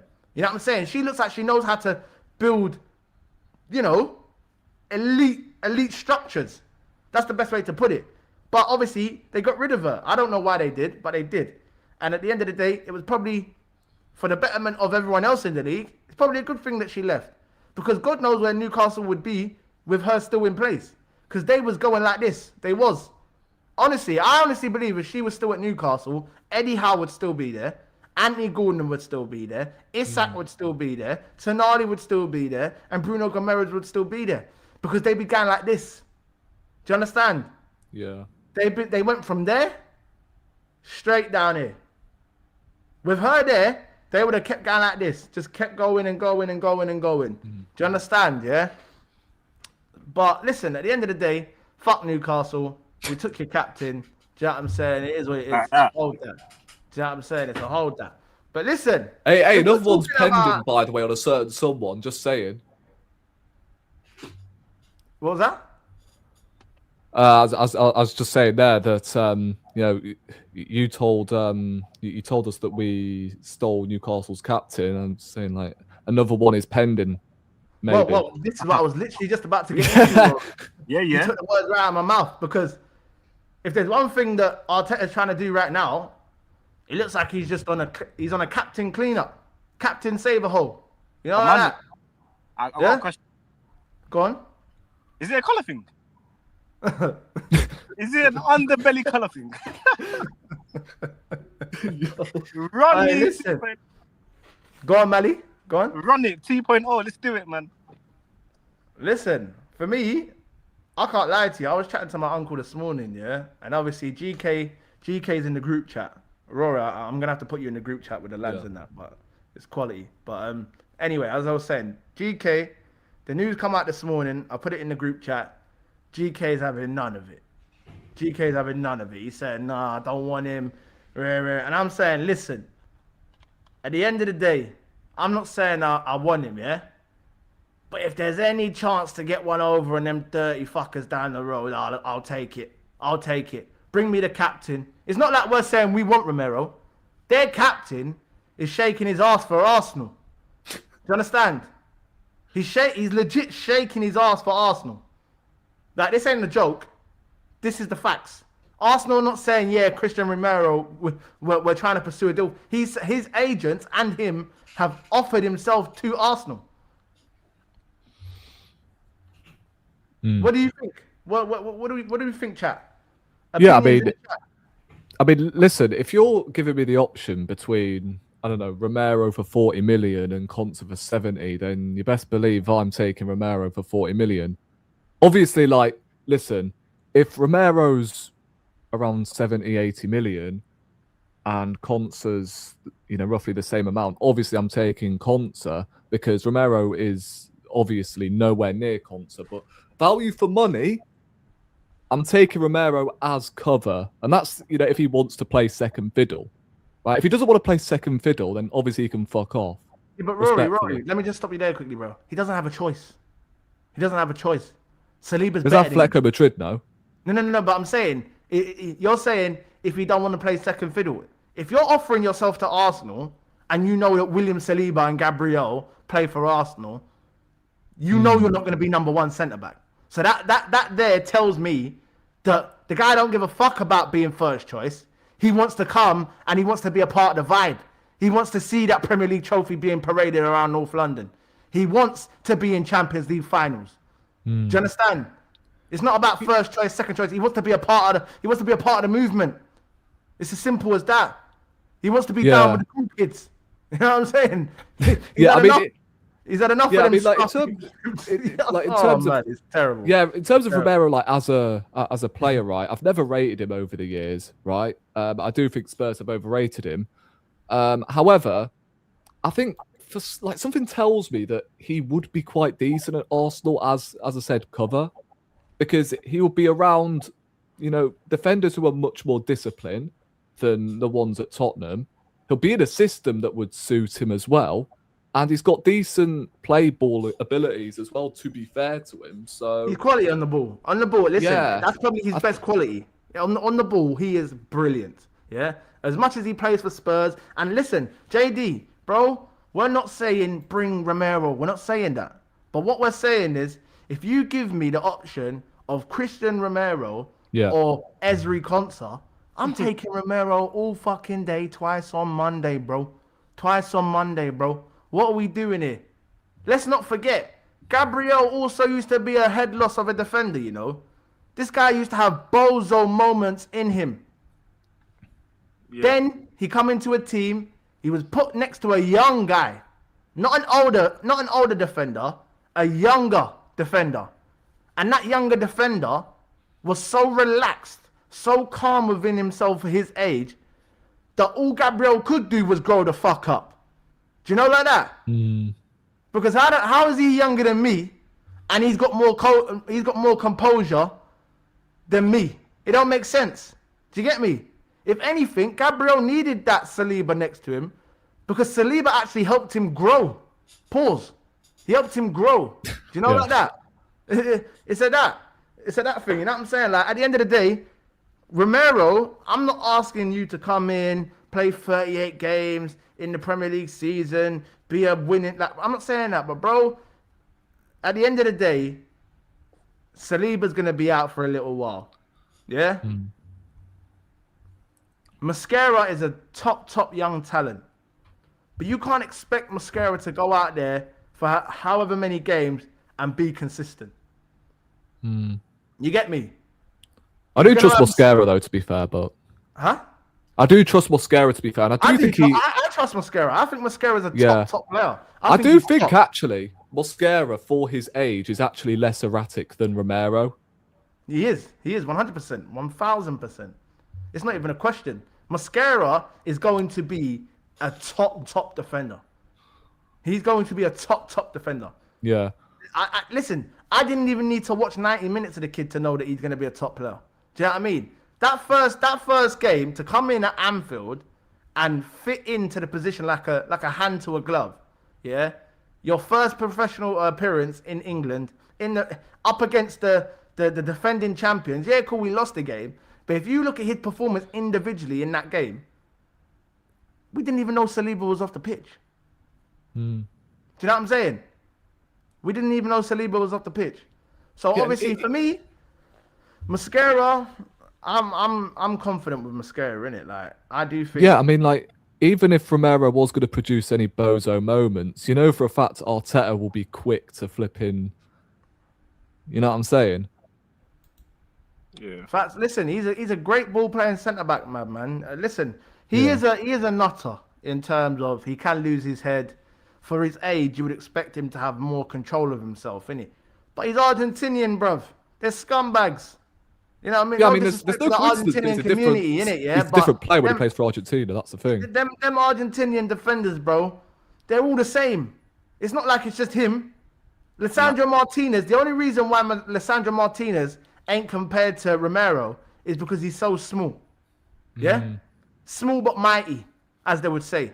If he was 6'3" and actually played football, because he's always on the hospital bed, Lissandro Martinez. But Martinez and Romero, they're the same players. Look at Otamendi, Romero, Martinez. They're all the same.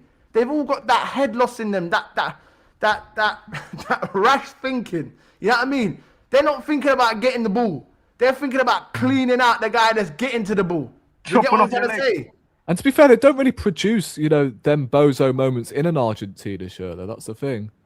I'm looking at Romero and I'm like, you're completely different when you play for Argentina. Yeah, he had a very good World Cup. He had a decent World Cup prior to that as well. Otamendi, even looked like a different player in that previous World Cup in 2022. Do you know what it is? Sorry to interrupt you, but do you know what it is? Bro. They respect the shirt they're wearing. See, when I see him play for Spurs, this guy couldn't give a fuck about Spurs, bro. Yeah. Do you know what I'm saying? Let's be honest. He couldn't give two shits about Spurs. They don't fucking compete for no trophies. Yeah, they got the fucking Europa League, but that was an anomaly, bro. Let's keep it a buck. Yeah. You know what I mean? He's bigger than Tottenham, to be fair. Listen, bruv, Spurs is a fucking tin pot club, bro. Tin pot club. Who is really... Who's going to show ambition to play for Spurs? Be honest. Ask yourself that question. Who in that locker room is saying, oh my God, I want to play for Spurs. I want to be a Spurs legend. The reason they play for Spurs is because the big clubs don't want these fuckers. Do you know what I mean? And Spurs is the closest level to the big clubs without being a big club. They're in the big six. Why are they in the big six? They don't win no fucking trophies. Don't get me wrong. Yeah, they did used to win trophies in the 70s, 60s, and I weren't alive then. You know what I mean? I've seen Spurs win 2 trophies in my lifetime. 2 trophies. I mean, same when I've been alive, but I was born in 2007, so yeah. When they won that League Cup, I was basically being fed breast milk, bro. Did you see he was born in 2007? Yeah, bro, I'm 19. Mental.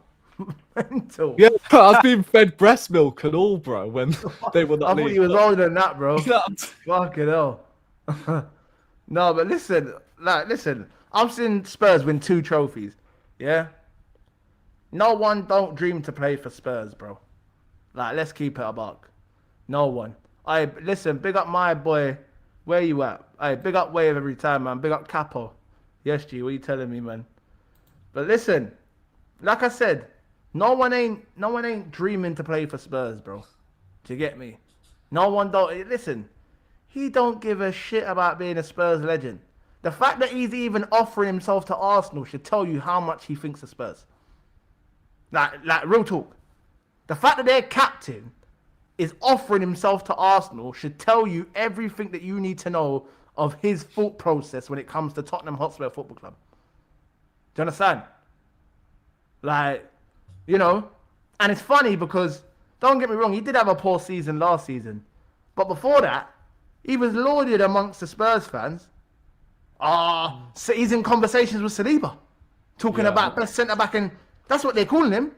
And now he's had a bad season, and he's being linked to Arsenal. I'm hearing Jamie O'Hara, I'll let him go. They can have him. He's terrible anyway. We don't care about... Listen, I beg you tell Romero you don't care about it. And if he wants to come to Arsenal, let him pick up a Premier League and let's see if you're still saying you don't care.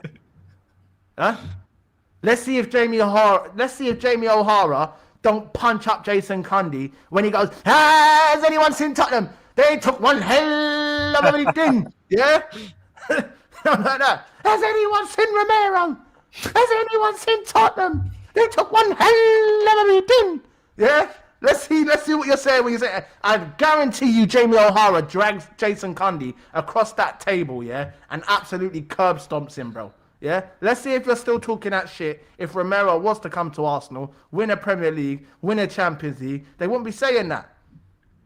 We could do with more Tottenham tears, for back-to-back windows. Do you know what I'm saying? From the Eze scenario to fucking Romero, like this will be better. To be fair, Rory, I don't even want him because he's good.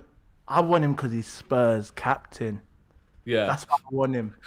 I want to be able to say we took your captain for the second time and won a league a second time. First time was so nice, we had to do it twice. Isn't that Yeah, thing? yeah. That's me at the moment. To be fair, Christian Romero, I don't even want him for his qualities. I just want him to run the banter, to shit on Tottenham, because that's what they are. They're shit.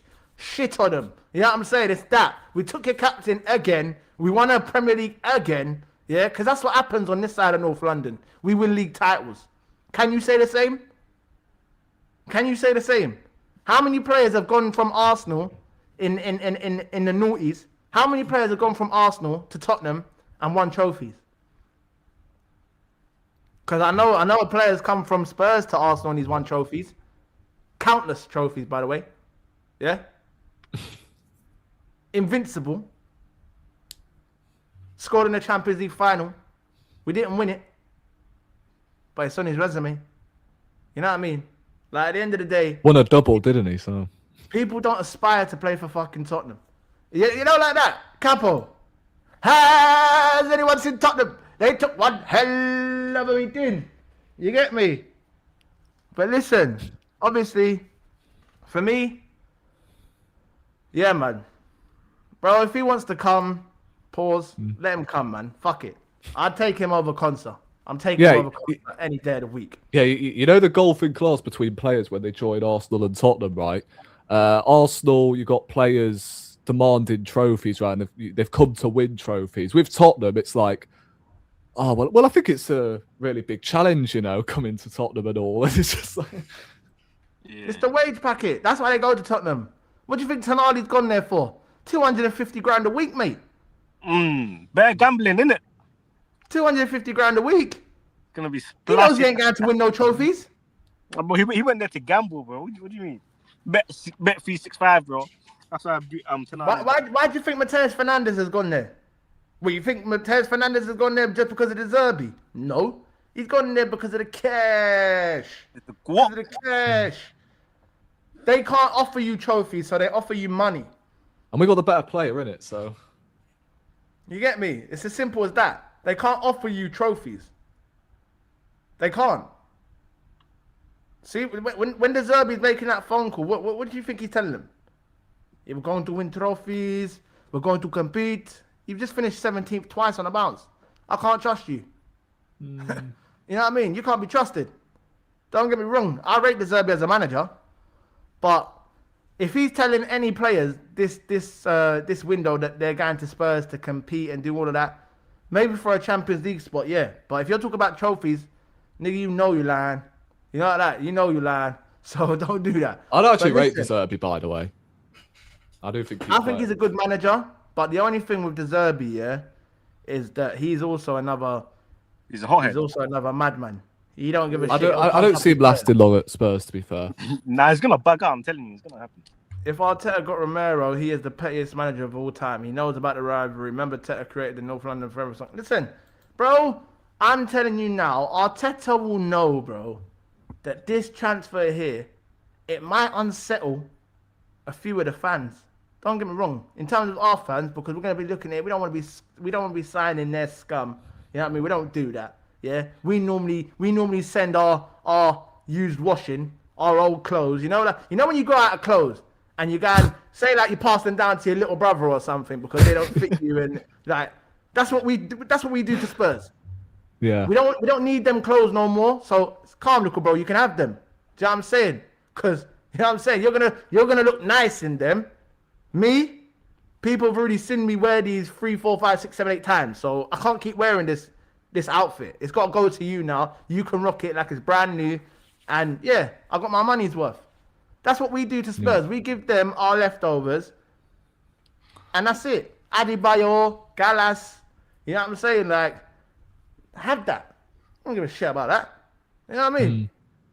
Yeah, I mean, it's a possibility as well because their CEO is an Arsenal fan anyway. So it's very likely that Like, given the opportunity, he will actually send us Romero if we obviously pay around 40 million. Which, listen, I mean, I was thinking yesterday, like maybe because of the whole rivalry thing, like maybe Tottenham would want upwards to at least 70, 80 million just because like we are rivals, in it. But knowing Spurs and the fact, Vini's at the helm, do you know what I'm saying? They'll probably give us like, I think, what, 40 million?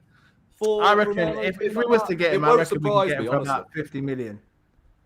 I reckon we could do. He's being offered for 35 million to clubs abroad. So me personally, I reckon we could strike a deal for about 50 million. It's still good money for a player that they don't want. Do you know what I mean?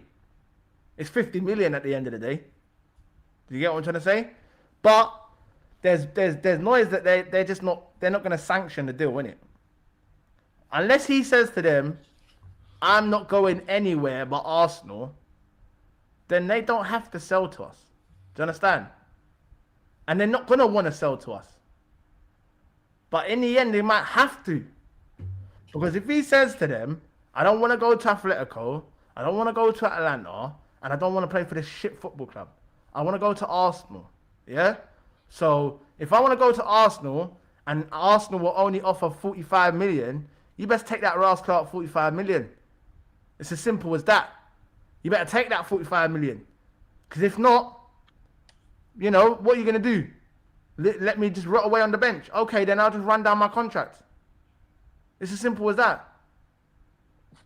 If you think if you've seen a man say he's offering himself to Arsenal as Spurs captain, you don't think he's going to sit on the bench for the next 2 years and run down that contract?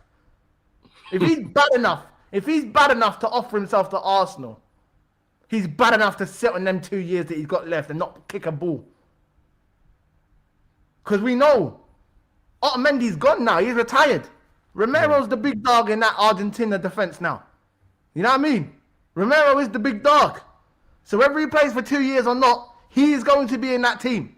You better believe that. So the only people that are going to be shooting themselves is Tottenham. Because they ain't going to get a fee. You get me? So you might have to come to the terms that he wants to come to the big dogs. And you're just going to have to take what we give you. And that, you know what? That would be beautiful. If he says to them, I don't want to go to Atletico, I don't want to go to Atalanta, I want to go to Arsenal. If he says that to them, oh man, beautiful, beautiful. I'm not saying I want him, by the way, but just to shit on Tottenham, of course. Of course. Of course, anytime. Anytime. You get me? What do you think, man? I echo that 100%. 100%, bro. Just out of him on console, I swear on my mother's life, don't get me console, bro. I swear, loud the console talk, bro. Just get me Romero. Let's do it. So Campbell 2.0. Win the UCL. Have him and the South Americans posing up with the UCL. I'm there, man. I'm ready. Like, drop the piece. What, 40, 50 M's? Listen, man. Hey, imagine the flipping what do you call it? The welcome video, bro. Hey, that's gonna go mad, bro. Like, just get me Romero, man. I'm there. I'm already sold. Can I ask a question, Bally? Yup. Do you rate Ezri Konsa? Like, forget the fee, but do you just rate Ezri Konsa as a player? Nah, hell nah. Really? Nah, I feel like first of all, his age. How old is he? Though? Like 29, going on to 30. No. Konsa's I think he's younger than that. I think he's at 27. He's 27. I think he's at 27, yeah. 27, 28, something like that. Yeah, he's 28, so.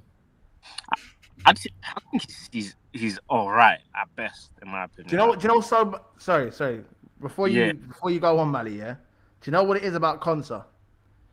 He's better on the ball than he is off it.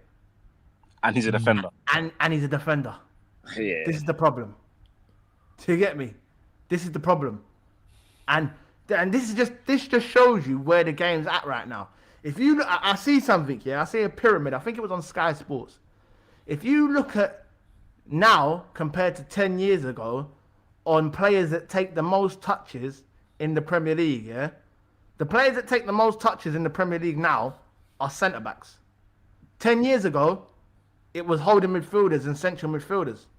If you look at the names now that are in the top 10 list for most touches by players in the Premier League, at least eight of them players now are defenders. Whether that's a fullback, a centre back, most of them are defenders. It's gone from midfielders getting on the ball to now defenders getting on the ball. Yeah? How the fuck can a defender's best trait be on the ball? Yeah. It don't make sense. You could arguably say the same thing about Romero. His best trait is probably on the ball. You know what I'm saying? Saliba as well, to be fair. But this is what I'm saying. This is where football's at right now. But you see Saliba. Saliba's got a beautiful balance. As good as he is on the ball, he is off the ball. That's why he's such a great defender. Do you understand? That's why people call him a Rolls Royce. That's why people say he's ahead of his time. Because as elegant as he is on the ball, he is the same off it. Whereas these guys, they've either got one or the other. They're either quality on the ball and shit off the ball, or they're quality off the ball and terrible on it. Do you know what I'm saying? It's as simple The only as that. one you could say right now on this modern day is Gabriel, to be fair, who's better, off the ball than he is on the ball. Would you say? Yeah, you can put Gabriel in there. I think Bassi is definitely better off the ball than what he is on it. Yeah. He's terrible on the ball.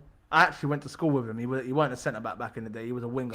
But obviously, Did you actually? Yeah, I did. I actually did. I went to school with him and his little brothers. Shit. They play football. But no, yeah, he's not a centre back. He's not a natural centre back. He was a winger turned into a left back who's now a centre back. Do you get what I'm trying to say? Bassi's not great on the ball, bro. Stop this nonsense. Bassi is not great on the ball, bro. He's not. He's a lot better off the ball than what he is on it. Yeah. Listen. You see if Arsenal play Fulham, that's the man you press. Trigger. That's the man that you trigger the press on. Yeah. That's the man that you trigger the press on. He's not playing no ball. He's not playing no nice threaded ball into them midfielders like that. He might play the ball 3 out of 10 times, but he's better off the ball than what he is on it. And that's probably that's probably respectable to him. You know what I'm saying? Because at the end of the day, I don't want my defender to be like fucking prime Iniesta on the ball. I want my defender to defend. Do you get me? But in this day and age, you have to have a beautiful balance of both. And he doesn't. And this is what I'm saying. See Gabriel. Gabriel's come a long way. Gabriel has come a long way. Because Gabriel was nowhere near the levels he is now 4 years ago. Nowhere near. Nowhere near. Yeah, you could say with Kusanov at Man City. That's what I was thinking of. Kusanov is overrated. If Kusanov didn't have pace, he is shit. He is shit. Like this Kusanov. Yo, Kusanov is fucking shit. I see us play against him when he played for Lens. He is shit, bro. We slapped them 6-0 that day as well. He gave away a pen. Yeah, bro. Kusanov without pace, he is dog shit. Yeah. And this is what I'm saying. It's a bit like Madueke. And the Maduekes of the world and the Barcolas. You take their pace away from them, these men are bang average players. Pedro Neto as well. You take pace away from Pedro Neto, he's playing in National League. Like, real talk. And even there's ballers in National League that are better than Pedro Neto. Like, real talk. Like, this is what I'm saying. Like, it's an athlete's game now. We're in an athlete's game now. Football's no longer about technicians and quality. It's about who's the best athlete. Who can run the most kilometers. Do you know, that if players don't run a certain amount of kilometers in a game, do you know that they have to come back to training and run the rest of them yards? Do you know that? Yeah, that's mine. Like in today's game, you have to run a certain amount of kilometers in a game. Otherwise, if you ain't running them kilometers, you're coming back training and you're finishing off them hard yards. Yeah. It's an athlete's game. Yeah, that's mental. It's an athlete's game. The days of the va-va-voom, the je ne sais quoi, yeah, all of that good stuff, forget about it. You get me? Forget about it. It's an athlete's game now. It's as simple as that. You get me? Yeah. Anderson is the passer. Listen, this is what I'm trying to say to you, bro. Anderson is the passer in that Fulham back line. Do you get what I'm trying to say? But listen, at the end of the day, Arsenal have got a lot of work to do. Do you get what I'm trying to say? We've got a lot of work to do. Obviously, we brought in Bruno Gomes. We brought in Solis. Where do we go from here, Mandem? Where do we go? We get a left winger. And I think we're pretty much sorted, you know. To be honest, right, I don't really care about what we do in defence because I trust the club's recruitment at the back as it's been top for years. So I don't really care what we do at the back. I've remained clear on that for ages. If we do get Romero in, like that's another reason why I would take him. Like, as I said, he would most likely be decent due to the fact our recruitment at the back has been decent over the, not even just decent, but top class in the last few years. But if we could sprinkle a bit of stardust on that attack, you know, whether that being up top, right, or just as the striker, you know, and then you've got the left wing position, I think, yeah, we'll be sorted. But to be honest, I'm not bothered about the striker position. I think we're calm there. Unless you want to replace Gabriel Jesus, who's looking likely that he's going to go to Napoli, so that would free up a bit of money at the wages. So yeah, but for me, if you get rid of Jesus, you've already got your third choice striker there. Yeah. In terms of Marino, you know what I mean? Marino can fill in that position, so I wouldn't be going out and spending any type of money. If see me, I swear to you now, if it was me, I'm getting rid of Martinelli, and I'm going and buying 2 new left wingers. Whether that's buying one and loaning one, but I'm going and getting 2 left wingers because this is what I'm saying to you, yeah?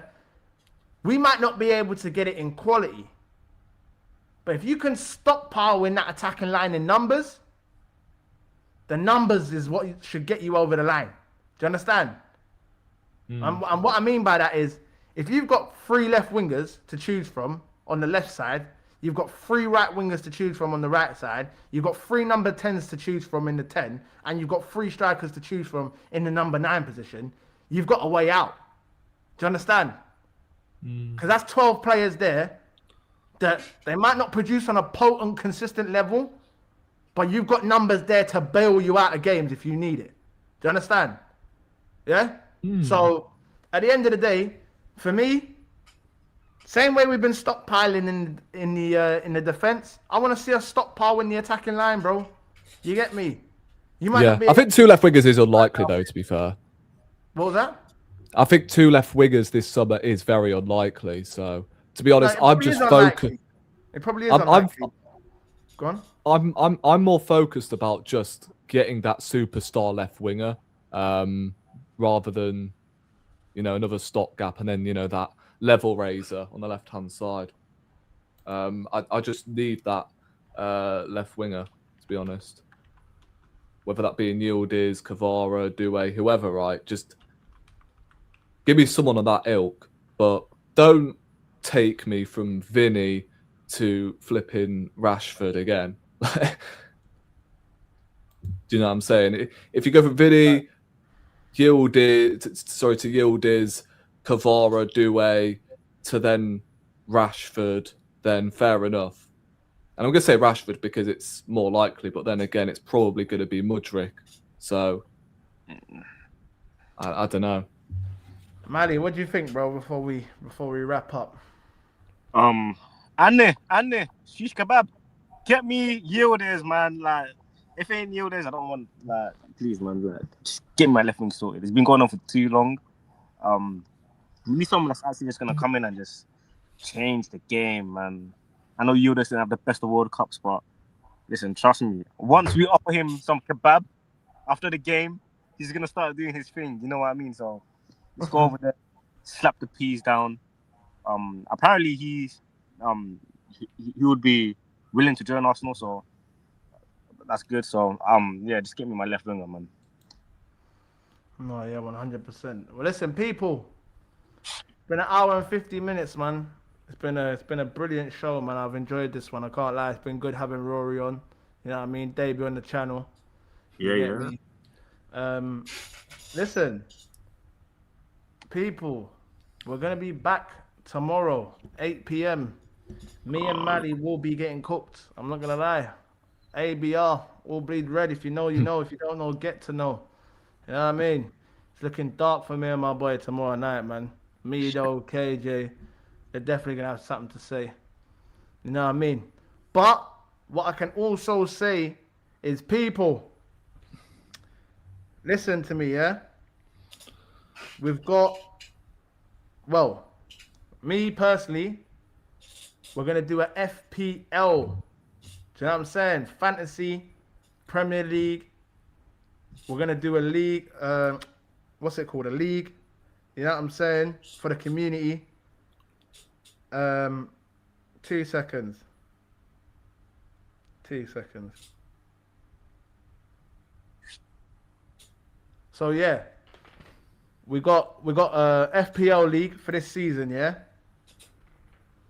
I'm gonna put the code in the chat now. Yeah. I'm gonna put the code in the chat now, and tomorrow I'm gonna make sure that I've got it on the screen for you. But yeah, if you want to get involved innit?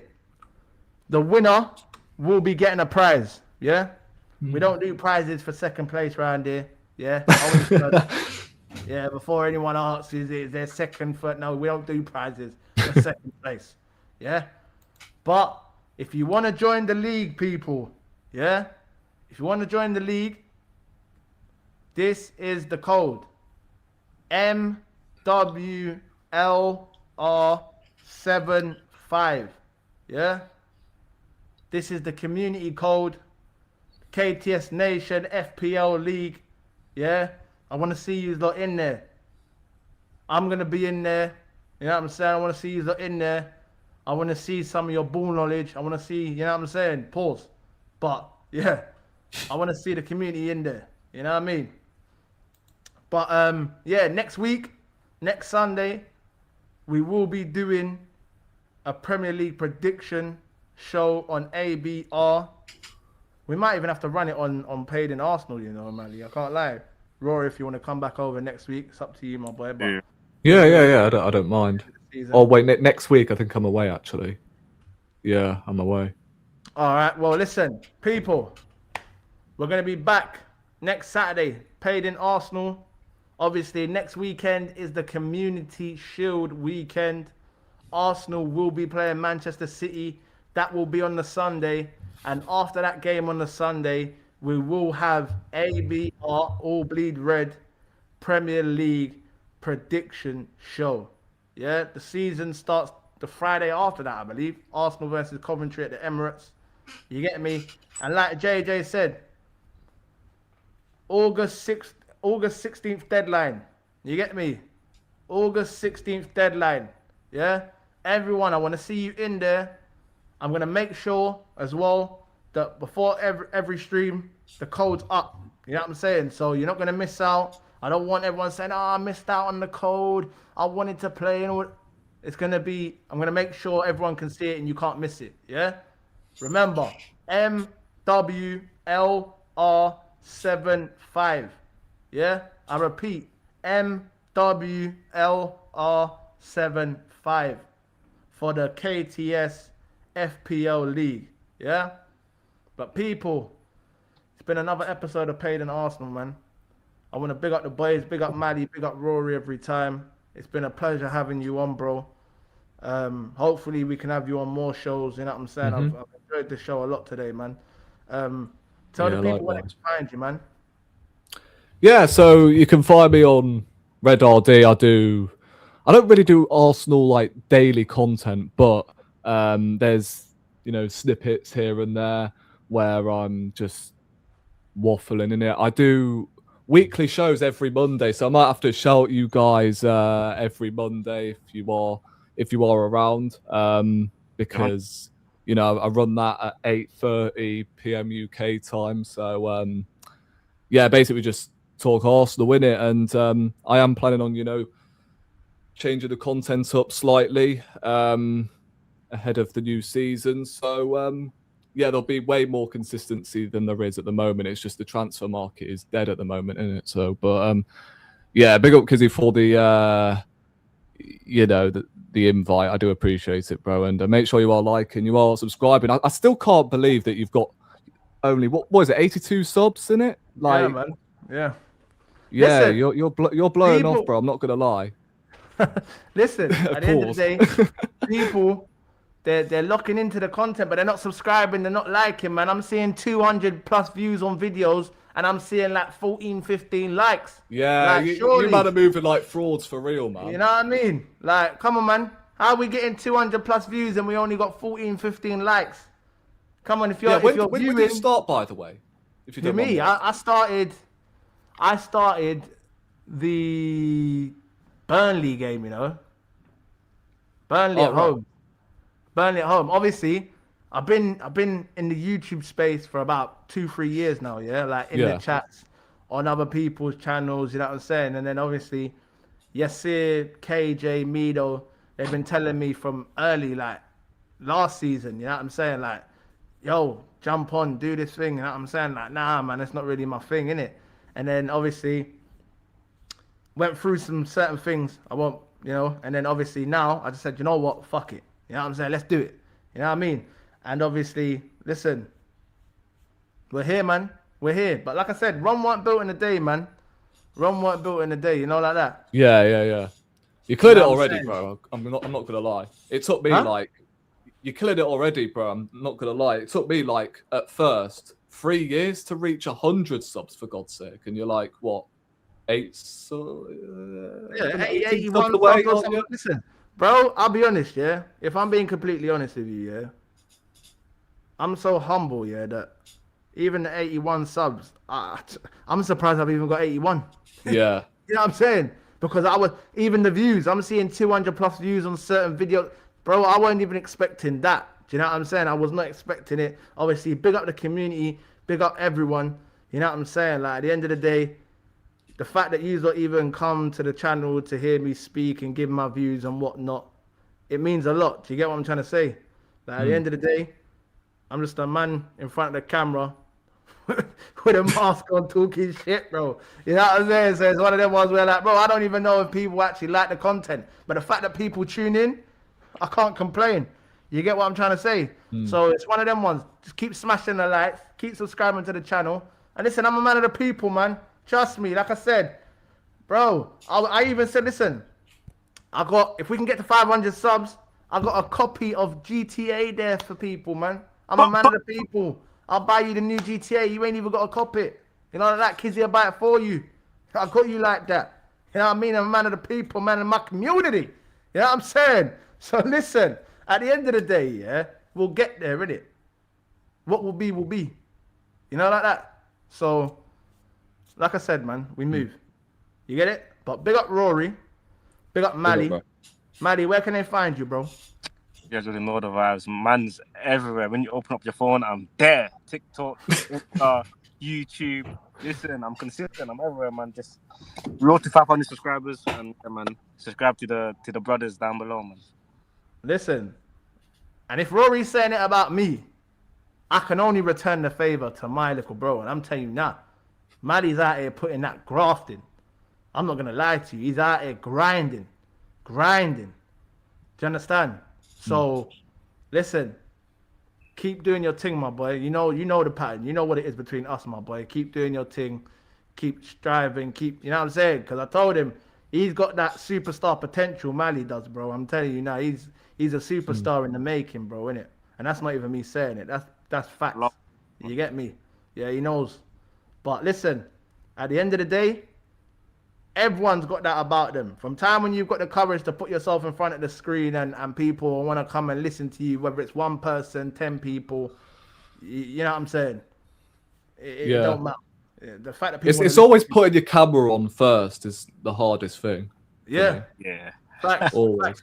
Even having the courage to do it, bro. Like, I'm not gonna lie to you.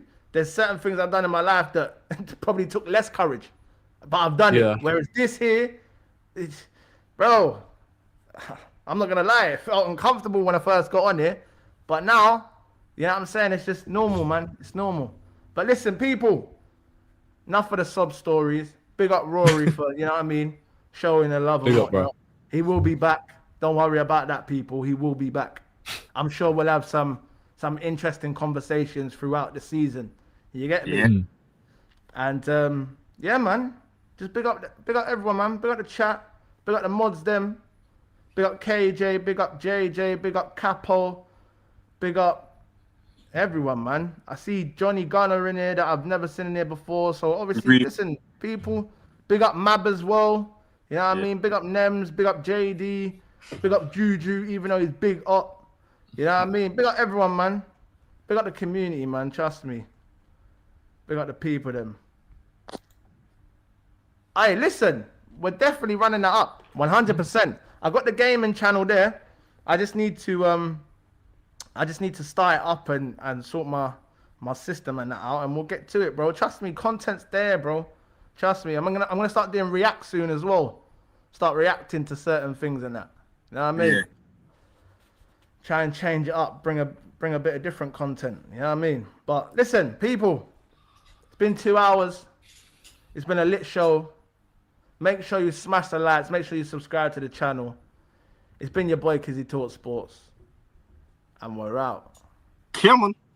Big up, lads.